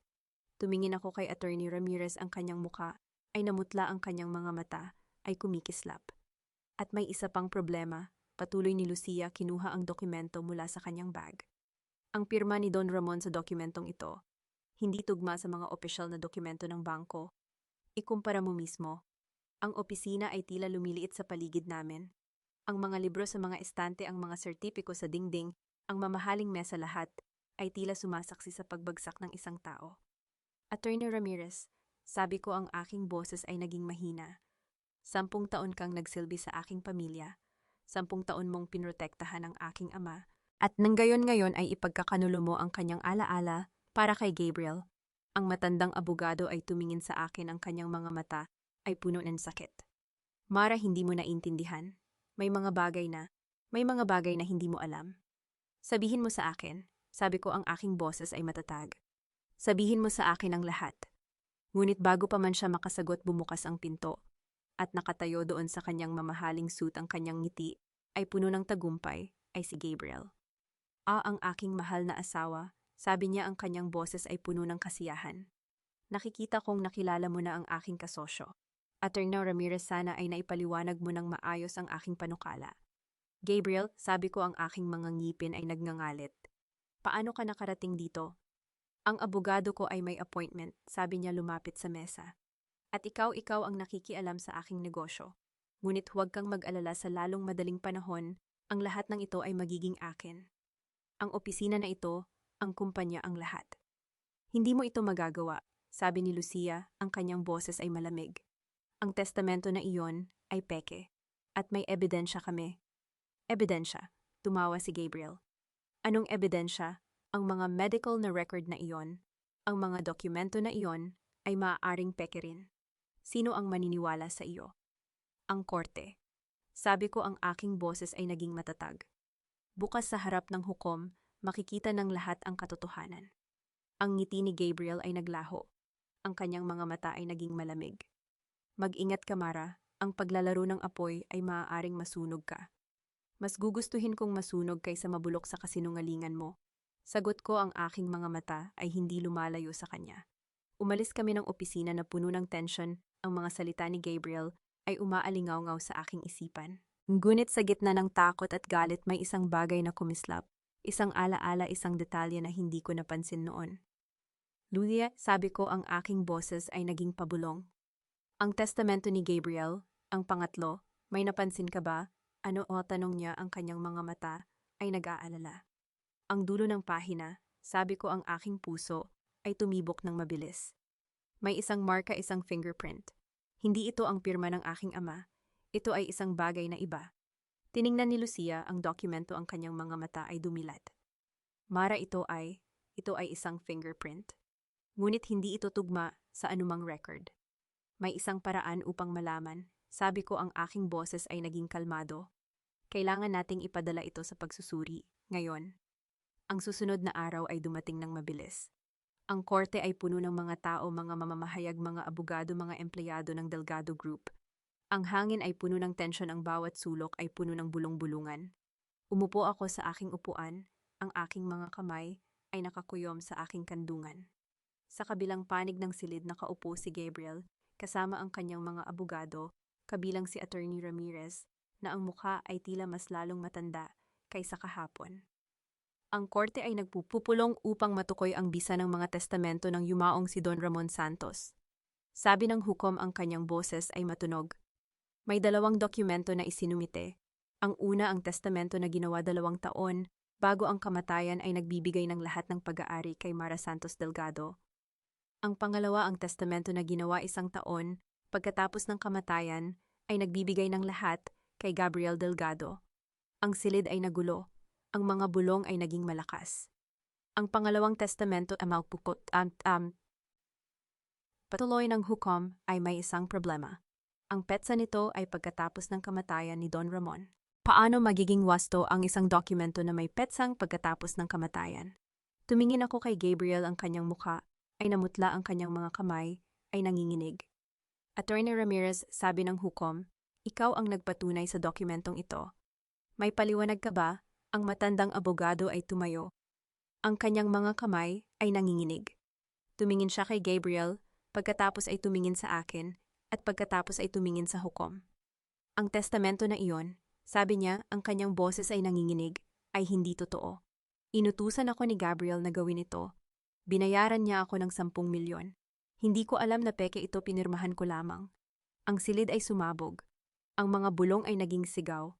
Tumingin ako kay Gabriel, ang kanyang mukha ay puno ng galit, ang kanyang mga mata ay nagniningas. Sinungaling, sigaw niya, tumayo mula sa kanyang upuan. Wala siyang ebidensya. Mayroon kaming ebidensya, sabi ni Lucia, ang kanyang boses ay kalmado. Kinuha niya ang isang maliit na aparato mula sa kanyang bag. Isang recording ng iyong pag-uusap kay Attorney Ramirez 2 linggo ang nakalipas. Nakuha namin ito mula sa telepono ni Mang Ben, ang dating super ng pamilya. Ang mukha ni Gabriel ay nagbago. Ang kanyang galit ay naging takot, ang kanyang takot ay naging kawalan ng pag-asa. Hindi, bulong niya, hindi mo maaaring, ngunit bago pa man siya makatapos ang recording, ay nagsimulang tumugtog. Ang boses ni Gabriel malinaw, walang alinlangan, ay nagsasabi, gawin mo ang testamento. Sabihin mo na ito ang huling habilin ng matanda. Bayaran kita ng 10 milyon. Walang makakaalam. Ang silid ay naging katahimikan. Ang lahat ay nakatingin kay Gabriel, ang kanyang mukha ay puno ng kahihiyan, ang kanyang katawan ay nanginginig. Ang kortes, sabi ng hukom, ang kanyang boses ay naging malamig, ay nagpapahayag na ang pangalawang testamento ay peke. Ang testamento ni Don Ramon Anguna ay ang tanging wasto. Ang lahat ng pag-aari ng Delgado Group ay mapupunta kay Mara Santos Delgado. Ang silid ay sumabog sa palakpakan. Ngunit hindi ako nakaramdam ng saya. Tumingin ako kay Gabriel, ang kanyang muka ay puno ng galit, ang kanyang mga mata ay puno ng puot. At tungkol sa iyo, Gabriel Delgado, patuloy ng hukom, ikaw ay nakakulong dahil sa paggawa ng pekeng dokumento at pagtatangkang manloko. Ang mga pulis ay lumapit kay Gabriel, ang kanilang mga kamay ay humawak sa kanyang mga braso. Ngunit bago pa man siya dalhin, tumingin siya sa akin, ang kanyang mga mata ay puno ng isang bagay na hindi ko maintindihan. Hindi mo ito mapapanalo, Mara, pat bulong niya. May mga bagay na hindi mo alam, may mga sikreto na sisira sa iyo. At pagkatapos siya ay dinala. Lumabas ako ng korte, ang araw ay maliwanag sa aking mukha. Ang hangin ay sariwa, ang mundo ay tila mas magaan. Ngunit sa gitna ng tagumpay may isang bagay na kumikirot sa aking puso. Congratulations, Marakat. Sabi ni Lucia, ang kanyang boses ay puno ng init. Nagawa mo ito. Hindi pa tapos. Sabi ko, ang aking boses ay mahina. May mga bagay pa na kailangan kong malaman. Ngunit bago pa man ako makapagpatuloy, may isang boses na tumawag sa akin. Mara. Tumingin ako, si Angela ay nakatayo sa harap ko. Ang kanyang mukha ay malamig, ang kanyang mga mata ay puno ng puot. Sa tingin mo nanalo ka na, sabi niya, ang kanyang boses ay malamig. May alam akong sikreto tungkol sa iyong ama, isang sikreto na sisira sa alaala niya. Gusto mong malaman? Ang mundo ay tumigil. Ang aking puso ay tumigil. Tumingin ako kay Angela, sa kanyang mga mata. Sa unang pagkakataon, nakita ko ang tunay na puot.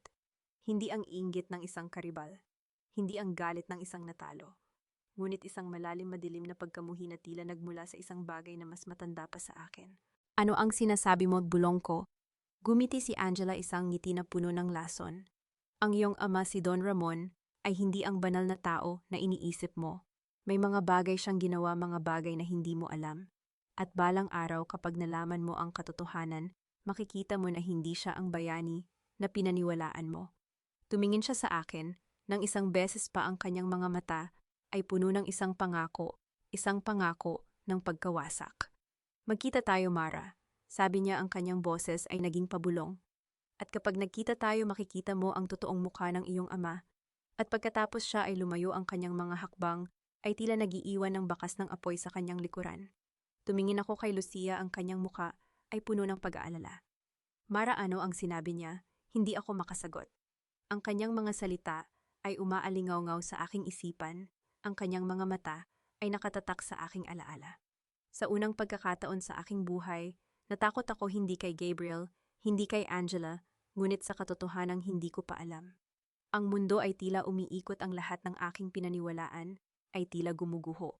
Ngunit sa gitna ng kaguluhan, may isang bagay na kumislap sa aking isipan, isang alaala, isang muka, isang pangalan. At sa sandaling iyon, alam ko na ang laban na ito ay hindi pa tapos. Ito ay nagsisimula pa lamang. Ang iyong ama ay hindi mo ama. Inampun ka niya mula sa orphanage. Ang totoong pangalan mo ay Maria Santos, hindi Delgado. Ang mga salita ni Angela ay tumama sa akin na parang isang punyal na diretso sa dibdib. Ang aking mga tuhod ay nanghina, ang aking mga kamay ay nanginginig habang kumakapit sa gilid ng mesa. Ang mundo sa paligid ko ay tila umikot, ang mga ilaw ng coffee shop ay naging malabo, ang mga tunog ng tasa at bulungan ng mga tao ay naging malayong ugong. Hindi ako makahinga. Ang aking dibdib ay masikip, ang bawat paghinga ay parang may pumipiga sa aking baga. Tinitigan ko si Angela, ang kanyang mga mata ay puno ng kasiyahan, ang kanyang mga labi ay nakaangat sa isang ngiti na puno ng lason. Ngayon, patuloy niya, ang kanyang boses ay matamis, ngunit nakakasakit. Wala ka ng karapatan sa Delgado Group. Hindi ka naman talaga Delgado. Ang aking mga daliri ay kumapit sa aking kape, ang tasa ay malamig na, ang laman nito ay hindi ko man lang nagalaw. Sinubukan kong magsalita, ngunit ang aking lalamunan ay tila may nakabara. Ang mga salita ay hindi lumalabas. Bakit? Ang aking boses ay basag. Bakit mo sinasabi ito sa akin? Ngumiti si Angela, ang kanyang mga mata ay kumikinang sa isang madilim na kasiyahan. Dahil karapat-dapat mong malaman ang katotohanan, Mara. Ang iyong buong buhay ay isang kasinungalingan. Ang iyong ama, ang banal na si Don Ramon, ay hindi ang ama mo. Ninakaw ka niya mula sa ibang pamilya. Ikaw ay isang ulila na pinili niyang kunin dahil hindi siya makabuo ng sariling anak. Ang aking puso ay tumigil. Ang aking mga mata ay napuno ng luha, ngunit hindi ko alam kung ito ay dahil sa sakit o sa galit. Hindi totoo iyan, bulong ko. Sinasabi mo lang iyan para saktan ako. Gusto mong patunayan ko? Tumayo si Angela, kinuha ang kanyang bag at naglabas ng isang sobre. Ito ang kopya ng adoption papers. May pirma ni Don Ramon. May selyo ng korte. Tingnan mo kung gusto mo. Hindi ko kinuha ang sobre.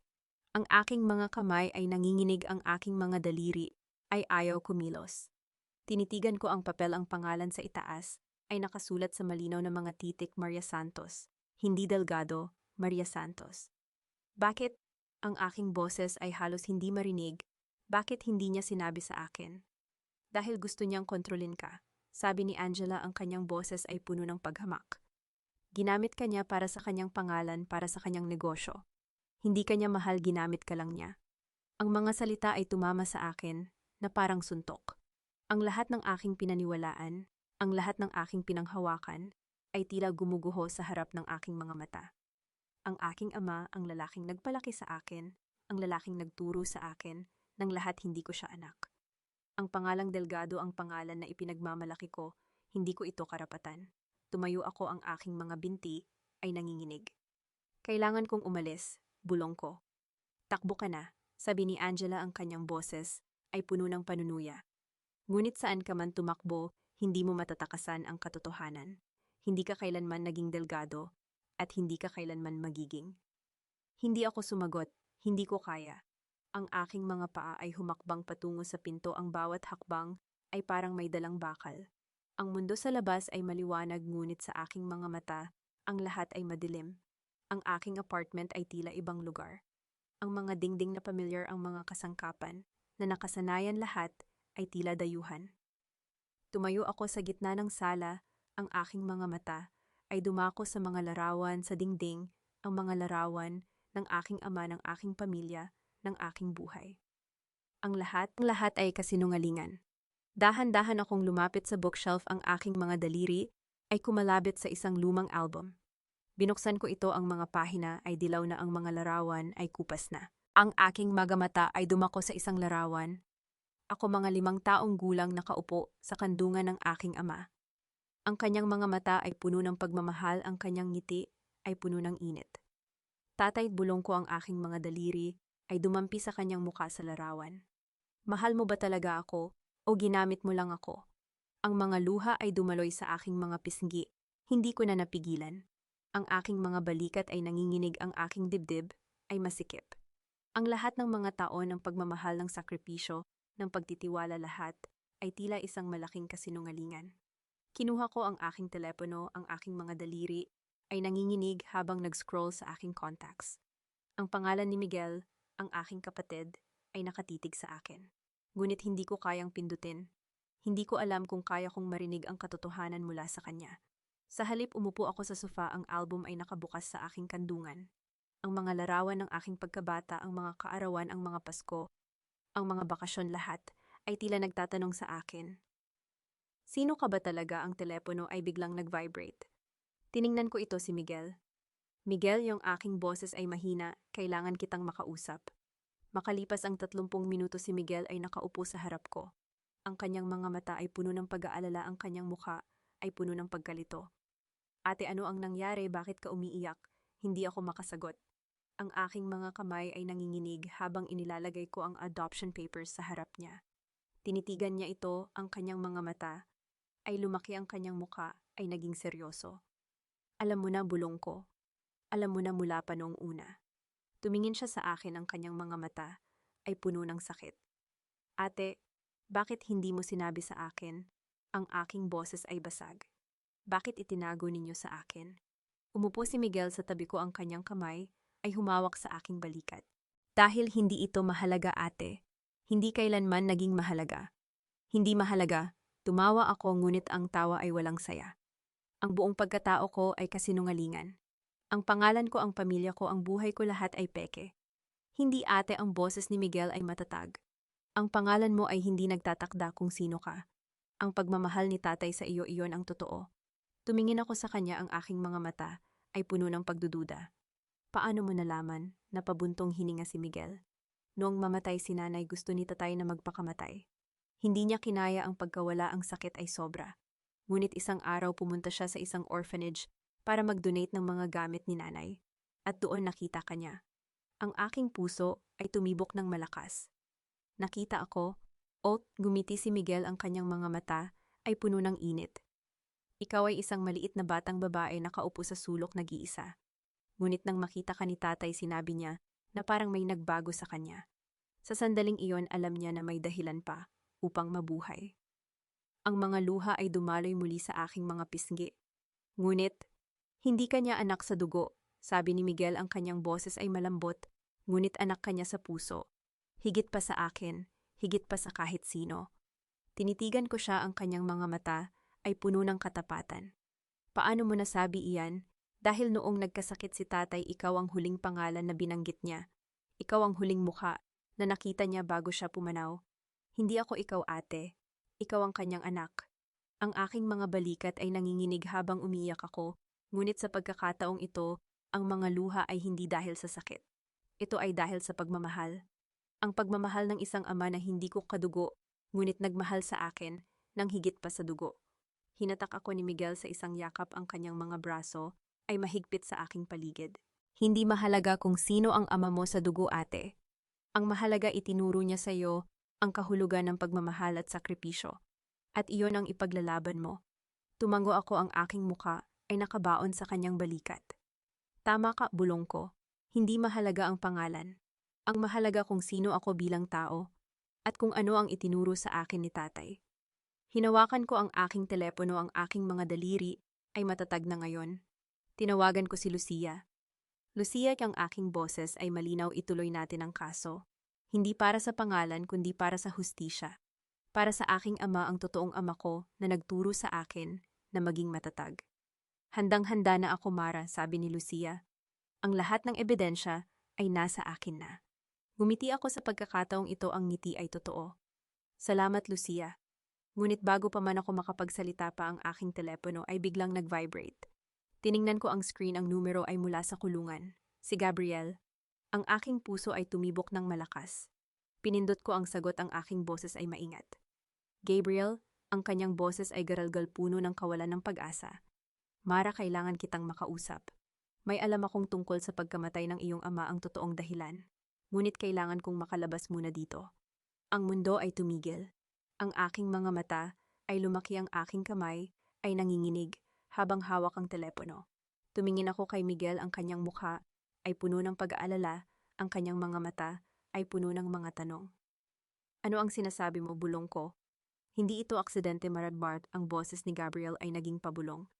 Ang pagkamatay ng iyong ama, may taong may kagagawan nito at alam ko kung sino. Ang aking puso ay tumibok ng malakas, ang aking isipan ay puno ng mga tanong. Tumingin ako kay Miguel, ang kanyang mga mata ay nagsasabi ng parehong bagay. Si Gabriel ay naghahanap ng paraan upang makatakas. Ngunit ang kanyang mga salita ay maaaring totoo. Sabihin mo sa akin, ang aking boses ay matatag, sino? Ngunit ang linya ay naputol. Tinitigan ko ang telepono, ang aking mga kamay ay nanginginig.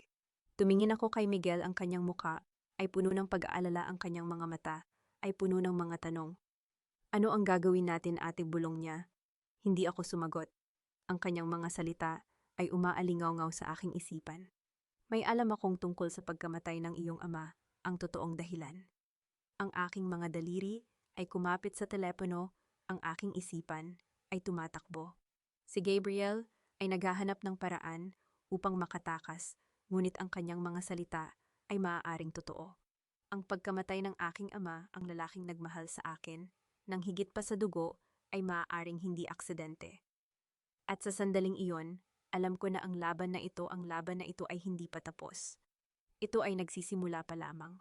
Ang boses ni Gabriel ay umalinganggaw pa rin sa aking isipan kahit na oras na ang lumipas. May alam akong tungkol sa pagkamatay ng iyong ama, ang totoong dahilan. Ang mga salitang iyon ay parang tinik na bumaon sa aking dibdib. Hindi ako nakapagpalipas ng gabi, ang bawat minuto ay parang isang oras, ang bawat oras ay parang isang araw. Kinaumagahan nakatayo ako sa harap ng New Bilibid Prison. Ang malamig na hangin ay humaplos sa aking mukha habang pinagmamasdan ko ang matataas na pader na bakal. Ang lugar na ito ang naglalaman ng lalaking minsan kong minahal, ang lalaking pumatay sa aking ama. Are you sure about this, Mara? Tanong ni Lucia, nakatayo sa tabi ko. Ang kanyang boses ay puno ng pag-aalala. Tumingin ako sa kanya, ang aking mga mata ay matatag. Kailangan kong malaman ang totoo, Lucia. Hindi ako makakapagpatuloy hanggat hindi ko alam kung ano ang nangyari sa aking ama. Pumasok kami sa loob, ang mga pintuan ay bumukas ng may malakas na tunog ng metal. Ang amoy ng lumang konkreto at kawalan ng pag-asa ay sumalubong sa akin.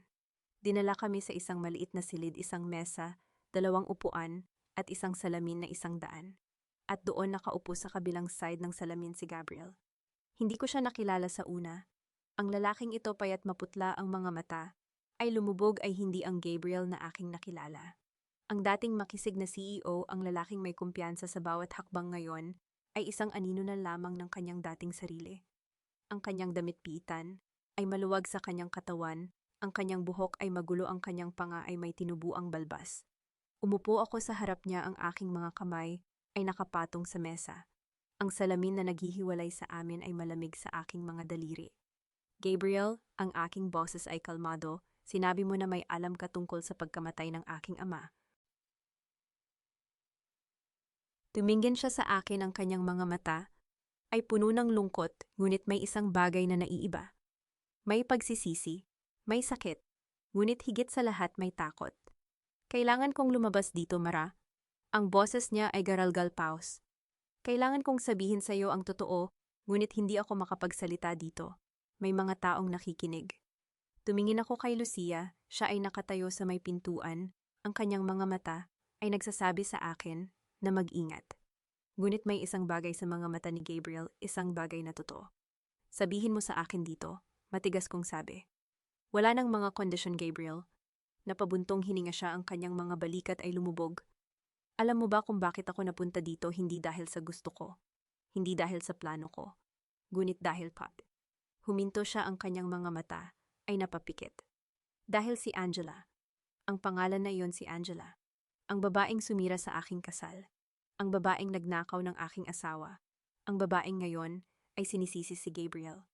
Ano ang tungkol kay Angela? Tanong ko, ang aking boses ay nanatiling matatag.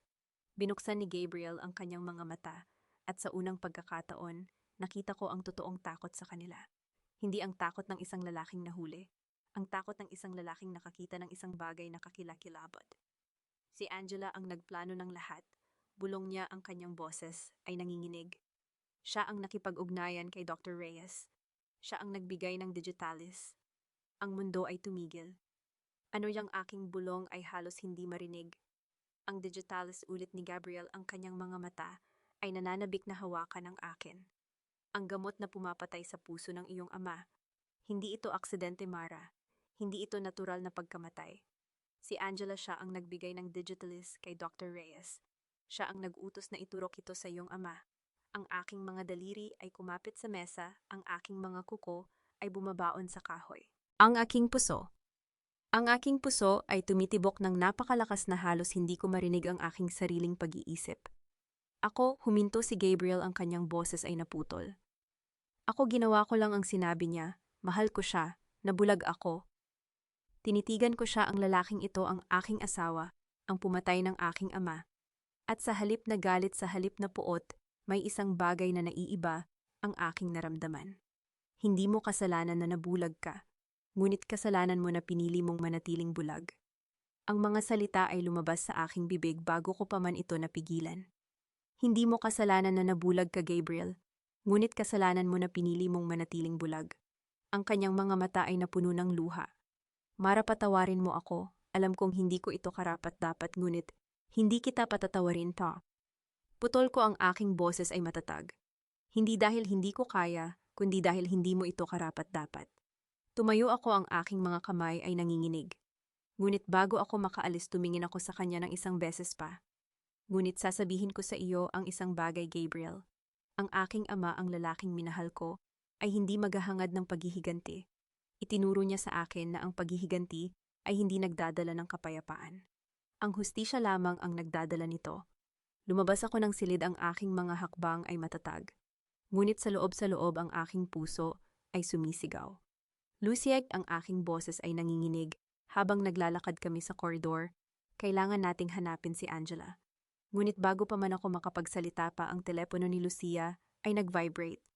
Tiningnan niya ito, ang kanyang mukha ay namutla. Mara, yung kanyang boses ay seryoso. Nawala si Angela. Umalis siya papuntang Hong Kong kaninang umaga. Ang aking puso ay lumubog. Ano? Ngunit may magandang balita. Mabilis na sabi ni Lucia, ang kanyang mga mata ay kumikinang. Ang immigration ay may hold order. Hindi siya makakalabas ng bansa. Tumakbo kami, hindi lumipad kami papunta sa Naya Terminal 1. Ang trapiko ay impyerno, ngunit ang aking isipan ay tumatakbo ng mas mabilis. Si Angela, ang babaeng pumatay sa aking ama, ay sinusubukang tumakas. Pagdating namin sa airport, ang mga tao ay nagkakagulo. Ang mga security personnel ay nasa paligid, ang kanilang mga mata ay naghahanap. At doon sa gate ng immigration, nakita ko siya. Si Angela Villanueva. Nakatayo siya sa harap ng immigration officer, ang kanyang mukha ay puno ng pagkabalisa. Ang kanyang damit ay mamahalin, ang kanyang buhok ay perpekto, ngunit ang kanyang mga mata ay natatakot. Angela, ang aking boses ay malinaw, sapat na malakas upang marinig sa kabila ng ingay. Lumingon siya at ang kanyang mga mata ay nagliyab ng puot. Mara Pungdam. Ang kanyang boses ay malamig, puno ng paghamak. Sa tingin mo tapos na ako, babalik ako at sisira ako sa'yo. Lumapit ako sa kanya, ang aking mga hakbang ay kalmado. Ang aking puso ay tumitibok ng malakas, ngunit ang aking mukha ay nanatiling walang emosyon. Hindi mo na kaya, Angela, ang aking boses ay mahinahon. Wala ka ng laban. Ang kanyang mga mata ay kumislap, isang saglit na takot bago bumalik sa puot. Hindi mo alam ang kaya kong gawin, Mara. Hindi mo alam kung gaano ako kalayo kayang pumunta. Alam ko, ang aking boses ay matatag. Alam ko kung gaano kakalayo dahil pinatay mo ang aking ama. Ang mga salita ay bumagsak sa pagitan namin na parang bomba. Ang mga tao sa paligid ay tumigil, ang kanilang mga mata ay nakatuon sa amin. Ngumiti si Angela, ngunit ang ngiti ay hindi umabot sa kanyang mga mata. Wala kang patunay. Mayroon ako, sabi ko, ang aking boses ay kalmado. Ang pag-amin ni Gabriel, ang mga record ng ospital, ang mga transaction sa bangko, ang lahat ng ebidensya na nakolekta namin sa loob ng 2 taon. Ang mukha ni Angela ay namutla. Hindi, o putol ko, ang aking boses ay matatag. At ngayon ang hold order ng immigration. Hindi ka makakaalis, Angela. Hindi ka na makakatakas. Sa sandaling iyon, ang mga security personnel ay lumapit, ang kanilang mga kamay ay nasa kanilang mga sinturon. Miss Villanueva, kailangan namin kayong samahan. Ang mukha ni Angela ay nag-iba mula sa takot sa galit sa kawalan ng pag-asa. Tumingin siya sa akin, ang kanyang mga mata ay puno ng lason. Babayaran mo ito, Maracan. Sumitsit siya habang hinihila siya palayo. Babayaran mo ang lahat ng ito. Ngunit hindi ako kumibo. Nakatayo lamang ako doon, pinagmamasdan siya habang dinadala siya palayo. Ang babaeng pumatay sa aking ama, ang babaeng sumira sa aking buhay, ay nasa kamay na ng hustisya. Tara na, Pon, sabi ni Lucia, ang kanyang kamay ay humawak sa aking balikat. Kailangan nating maghanda para sa pagdinig. Ang araw ng pagdinig ay dumating ng mas mabilis kaysa inaasahan ko. Nakatayo ako sa harap ng korte, ang aking puso ay kalmado. Sa unang pagkakataon sa loob ng 10 taon, alam ko na ako ay nasa tamang lugar. Si Angela ay nakaupo sa kanyang upuan, ang kanyang mukha ay matigas. Si Gabriel ay nasa kanyang sariling upuan, ang kanyang mga mata ay nakayuko. Ang hukom ay pumasok, ang kanyang itim na robe ay kumakawe. Sa kaso ng People versus Angela Villanueva at Gabriel Delgado, ang boses ng hukom ay malakas sa mga paratang ng pagpatay kay Don Ramon Santos. Ang mga ebidensya ay iniharap, ang pag-amin ni Gabriel, ang mga record ng ospital, ang mga transaction sa bangko. Ang mga testigo ay tumawag, si Dr. Reyes, ang mga staff ng ospital, ang mga empleyado ng bangko, at pagkatapos ang hatol. Sa paratang ng pagpatay kay Don Ramon Santos, ang boses ng hukom ay tumunog sa buong silid, na patunayan ng korte na si Angela Villanueva ay nagplano at nag-utos ng pagpatay. Siya ay hinatulan ng 20 taon ng pagkabilanggo. Ang mundo ay tila huminto. Narinig ko ang mahinang hikpi mula kay Angela, ngunit hindi ako lumingon. Si Gabriel Delgado, patuloy ng hukom bilang kasabwat sa krimen, ay hinatulan ng 10 taon ng pagkabilanggo. Tumingin ako kay Gabriel, ang kanyang mga mata ay nakilala ang akin. May lungkot, may pagsisisi, ngunit wala akong naramdaman, hindi galit, hindi awa. Wala. Tumayo ako, ang aking mga hakbang ay matatag. Ang aking boses ay malinaw habang nagsasalita ako sa harap ng korte. Hindi ko kayo kinamumuhian, ang aking mga salita ay tumunog sa buong silid. Naaawa ako sa inyo, ngunit hindi ko kayo patatawarin hindi dahil hindi ko kaya, kundi dahil hindi ninyo ito karapat-dapat. Lumingon ako at lumakad palayo, ang aking mga hakbang ay magaan. Sa unang pagkakataon sa loob ng 10 taon, ako ay malaya. Ang mga sumunod na araw ay isang blur. Ang paglipat sa opisina ng chairman, ang mga pulong sa board, ang mga desisyon na kailangan kong gawin. Ang Delgado Group, ang kumpanyang itinayo ng aking ama, ay nasa aking mga kamay na ngayon. Ngunit sa kabila ng lahat ng ito, sa kabila ng tagumpay, sa kabila ng hustisya, may isang bagay na kulang. Isang bagay na hindi ko maipaliwanag. Nakatayo ako sa balcony ng aking bagong opisina, ang hangin ng Maynila ay humahaplos sa aking mukha. Ang mga ilaw ng lungsod ay kumikislap sa malayo, ang mga tao ay nagmamadali sa kanilang mga buhay. At ako ay nakatayo dito malaya, ngunit hindi pa rin kumpleto. Ate, ang boses ni Miguel ay sumalubong sa akin mula sa likuran. Lumingon ako, ngumiti. Miguel, tumabi siya sa akin, ang kanyang mga mata ay nakatingin sa parehong mga ilaw. Ano ang gagawin mo ngayon? Tiningnan ko, ang abot tanaw, ang aking puso ay kalmado. Magsisimula akong mabuhay. Hindi para sa pangalan, kundi para sa sarili ko. Gumiti si Miguel, ang kanyang kamay ay humawak sa aking balikat. Yan ang gusto kong marinig, ate. Yan ang gusto ni tatay. Tumango ako, ang aking mga mata ay napuno ng luha.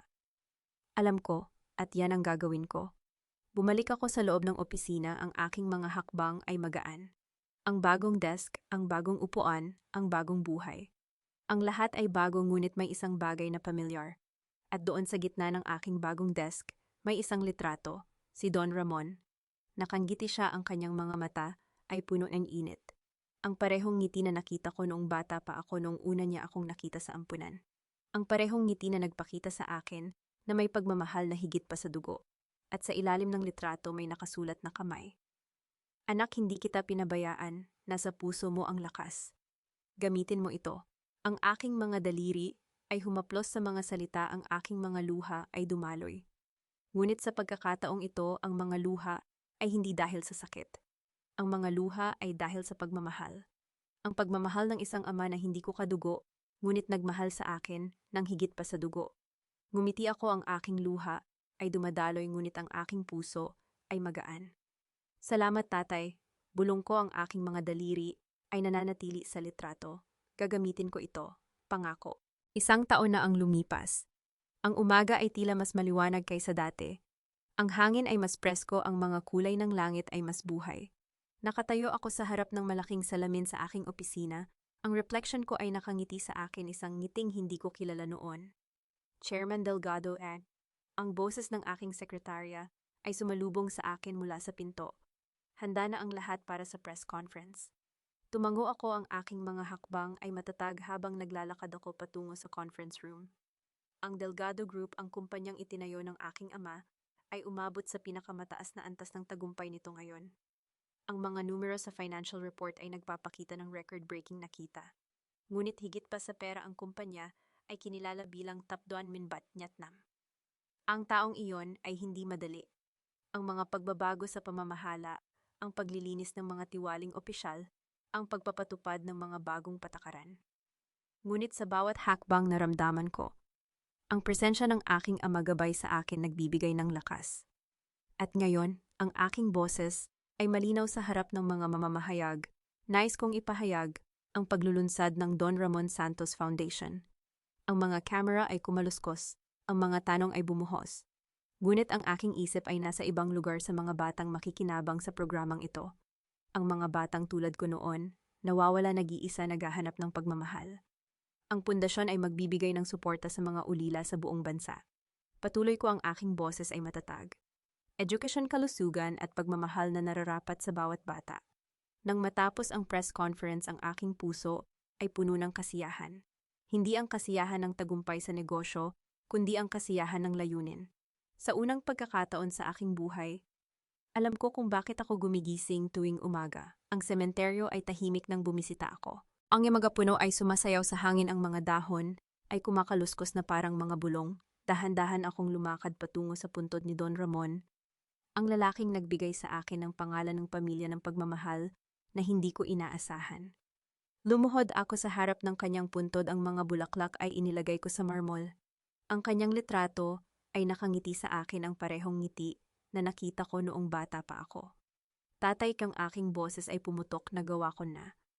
Ang mga luha ay dumaloy sa aking mga pisngi, ngunit hindi ito luha ng sakit. Ito ay luha ng pagmamahal, ng pasasalamat, ng pag-alala. Hindi kita binigo, itinuloy ko ang iyong pangarap. Tiningnan ko ang langit, ang mga ulap ay tila sumasayaw sa akin. Naramdaman ko ang kanyang presensya hindi bilang isang multo, kundi bilang isang alaala na buhay sa aking puso.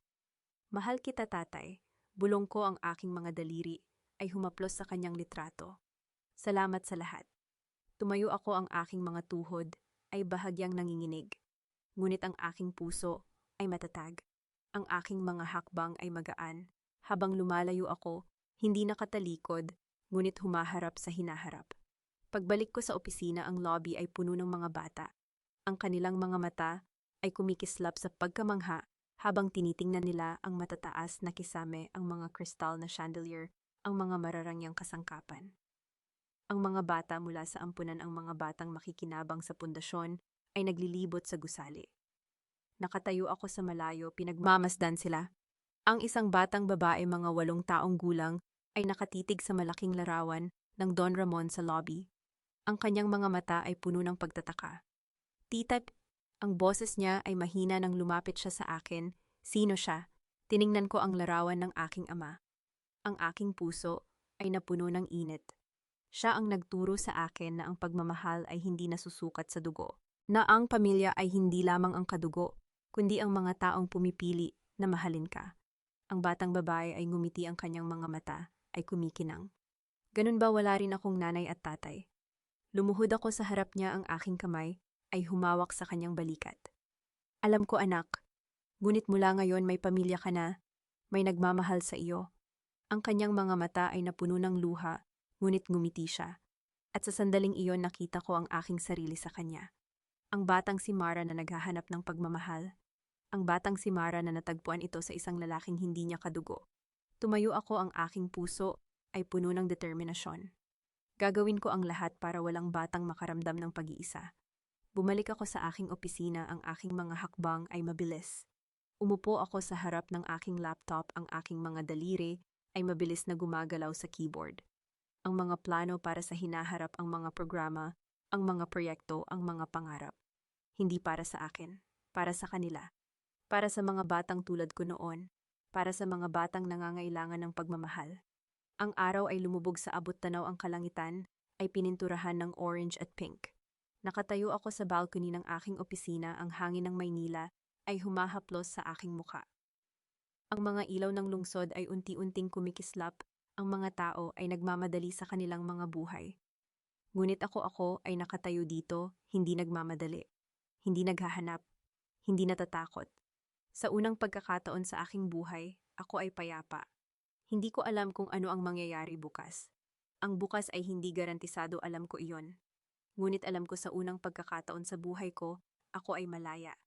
Hindi dahil sa pangalan, hindi dahil sa pera, kundi dahil natutunan kong mahalin ang sarili ko. At iyon ang pinakamagandang simula. Gumiti ako, ang aking mga mata ay nakatingin sa abot-tanaw. Ang imagatawa ng mga bata ay umaalingaw-ngaw sa aking isipan, ang kanilang mga ngiti, ang kanilang pag-asa. Ang aking puso ay magaan, ang aking hakbang ay matatag. Lumingon ako, ang aking mga mata ay dumako sa litrato ng aking ama sa aking desk. Nakangiti siya tulad ng dati. At sa sandaling iyon, alam ko hindi niya ako pinabayaan, hindi kailanman. Tatay, bulong ko, nagsisimula na ako. Hindi para sa pangalan, kundi para sa kanila. Para sa mga batang tulad ko. Para sa mga batang karapat-dapat sa pagmamahal. Ang aking mga hakbang ay tumunog sa hallway habang naglalakad ako patungo sa elevator. Ang aking likod ay tuwid, ang aking ulo ay nakataas. Ang aking puso ay bukas. Sa unang pagkakataon sa 10 taon, hindi ako natatakot sa bukas. Handa na ako. Magami na mahal kong tagapakinig, narito tayo sa dulo ng mahabang paglalakbay na ito. Nang isulat ko ang huling eksena, ang pagtayo ni Mara sa balkonahe, ang mga tawa ng mga bata sa lobby, ang ngiti ng kanyang ama mula sa litrato, may kakaibang bigat sa aking dibdib. Hindi ito ang bigat ng kalungkutan, kundi ng paglaya. Naisip ko si Mara noong unang kabanata, ang babaeng nakayuko tahimik nagtitiis. At ngayon, ang babaeng nakatayo ng tuwid, hindi para sa pangalan o pera kundi para sa mga batang katulad niya noon. Hindi ko maiwasang mapangiti habang sinusulat ang mga pahinang iyon. Sapagkat sa bawat salitang inilalagay ko sa bibig ni Mara, tila may bahagi rin ng aking sarili ang humahakbang papalapit sa liwanag. May isang bagay akong napagtanto habang binubuo ko ang kwentong ito, isang bagay na hindi ko inaasahang matutuklasan. Sa ating lipunan, madalas nating iniuugnay ang kalayaan sa pera sa posisyon sa mga titulong nakasabit sa ating pangalan. Ngunit si Mara, ang totoong Mara sa aking imahinasyon, ay hindi naging malaya noong araw na nakuha niya ang kumpanya. Hindi naging malaya noong nailipat sa kanya ang lahat ng ari-arian. Naging malaya lamang siya noong araw na natutunan niyang bitawan ang galit. Noong araw na napagtanto niyang ang kanyang halaga ay hindi nasusukat sa kung ano ang kaya niyang patunayan sa iba, kundi sa kung paano niya kayang mahalin ang kanyang sarili. Madalas nating hinahanap ang hustisya sa labas sa korte sa mga dokumento sa mga pampublikong paglalantad. Ngunit ang totoong hustisya, ang uri na nagpapalaya sa iyong kaluluwa, ay nagsisimula sa sandaling piliin mong mabuhay nang hindi na hinihintay ang paghingi ng tawad ng mga nanakit sa iyo. Ang totoong hustisya ay ang pagtayo sa umaga at hindi na maramdaman ang bigat ng kahapon sa iyong mga balikat. Ito ang aral na nais kong iwan sa inyo, na ang pagpapatawad ay hindi nangangahulugang pagkalimot sa nangyari kundi ang pagpiling hindi na hayaang controlling ka pa ng nakaraan. Hindi natin kailangan ng paghingi ng tawad mula sa mga taong nanakit sa atin upang magpatuloy. Ang kailangan lamang natin ay ang tapang na piliin ang ating sarili araw-araw paulit-ulit hanggang sa maging ugali na ang pagmamahal sa sarili. At ngayon, nais kong itanong sa inyong mga kaibigan, sa inyong lahat na nakikinig ngayon, saan man kayo naroroon, sa inyong kwarto, sa commute, pauwi sa opisina, habang nagpapahinga o marahil sa isang lugar na hindi nyo inaasahan. Nais kong malaman ano ang inyong gagawin kung kayo si Mara. Tatanungin ko kayo ng tapat, handa na ba kayong bitawan ang inyong galit upang yakapin ang inyong kalayaan? May mga taong maaaring magsabi na dapat ay mas pinahirapan ni Mara si Gabriel, na dapat ay mas pinalayas niya ito ng husto. Ngunit nais kong marinig ang inyong mga kwento, ang inyong mga pinagdaanan, ang inyong mga piniling hakbang. Sapagkat dito sa ating munting komunidad, walang kwentang hindi karapat-dapat pakinggan. Walang sugat na masyadong maliit upang pag-usapan. Kung mayroon kayong karanasang ang katulad ni Mara, kung kayo ay nasaktan, pinagkanulo o minamaliit, ibahagi ninyo ito sa mga komento. Sapagkat minsan ang paglalabas ng ating kwento ay siya ring simula ng ating pagpapagaling. At kung nagustuhan ninyo ang kwentong ito, kung may bahagi ng inyong puso ang nakaramdam ng pag-asa, mangyaring i-share ninyo ito sa inyong mga kaibigan. Ang pagbabahagi ng kwento ay isa ring paraan ng pagmamahal, sapagkat hindi natin alam kung sino sa ating mga kakilala ang nangangailangan ding marinig ang mensaheng ito. Ang inyong like at share ay malaking tulong upang marating natin ang mas maraming puso. Naway dalhin ninyo sa inyong pagtulog ngayong gabi ang aral na ito, na ang tunay na tagumpay ay hindi nasusukat sa kung gaano karami ang inyong kayang patunayan sa mundo, kundi sa kung gaano kayo kasigla sa pagharap sa bawat umaga. Naway maging tulad ni Mara, hindi perpekto, ngunit matapang. Hindi perpekto ngunit bukas ang puso. Hindi perpekto ngunit malaya. Ang kwento ng babaeng muling nagmahal sa sarili. Isang kwentong isinulat mula sa mga piraso ng totoong buhay, mga luha ng mga taong nakaranas ng pagtataksil at mga ngiti ng mga nagpiling bumangon. Inihahandog namin ito sa lahat ng naglalakbay sa kanilang sariling pagpapagaling, naway mahanap ninyo ang inyong sariling bersyon ng kalayaan. Paalala, ang kwentong ito ay isang likhang isip lamang. Ang mga pangalan, karakter at pangyayari ay katang-isip at hindi naglalayong tumukoy sa sinumang buhay o pumanaw. Ang layunin nito ay magbigay inspirasyon at libangan, hindi upang manira o manghusga. Ang kwentong ito ay isang orihinal na likha, maingat na inedit at sinuri, at ang lahat ng karapatan ay pag-aari ng channel na ito. Mangyaring huwag kopyahin o i-re-upload ng walang pahintulot. Maraming salamat sa inyong patuloy na suporta.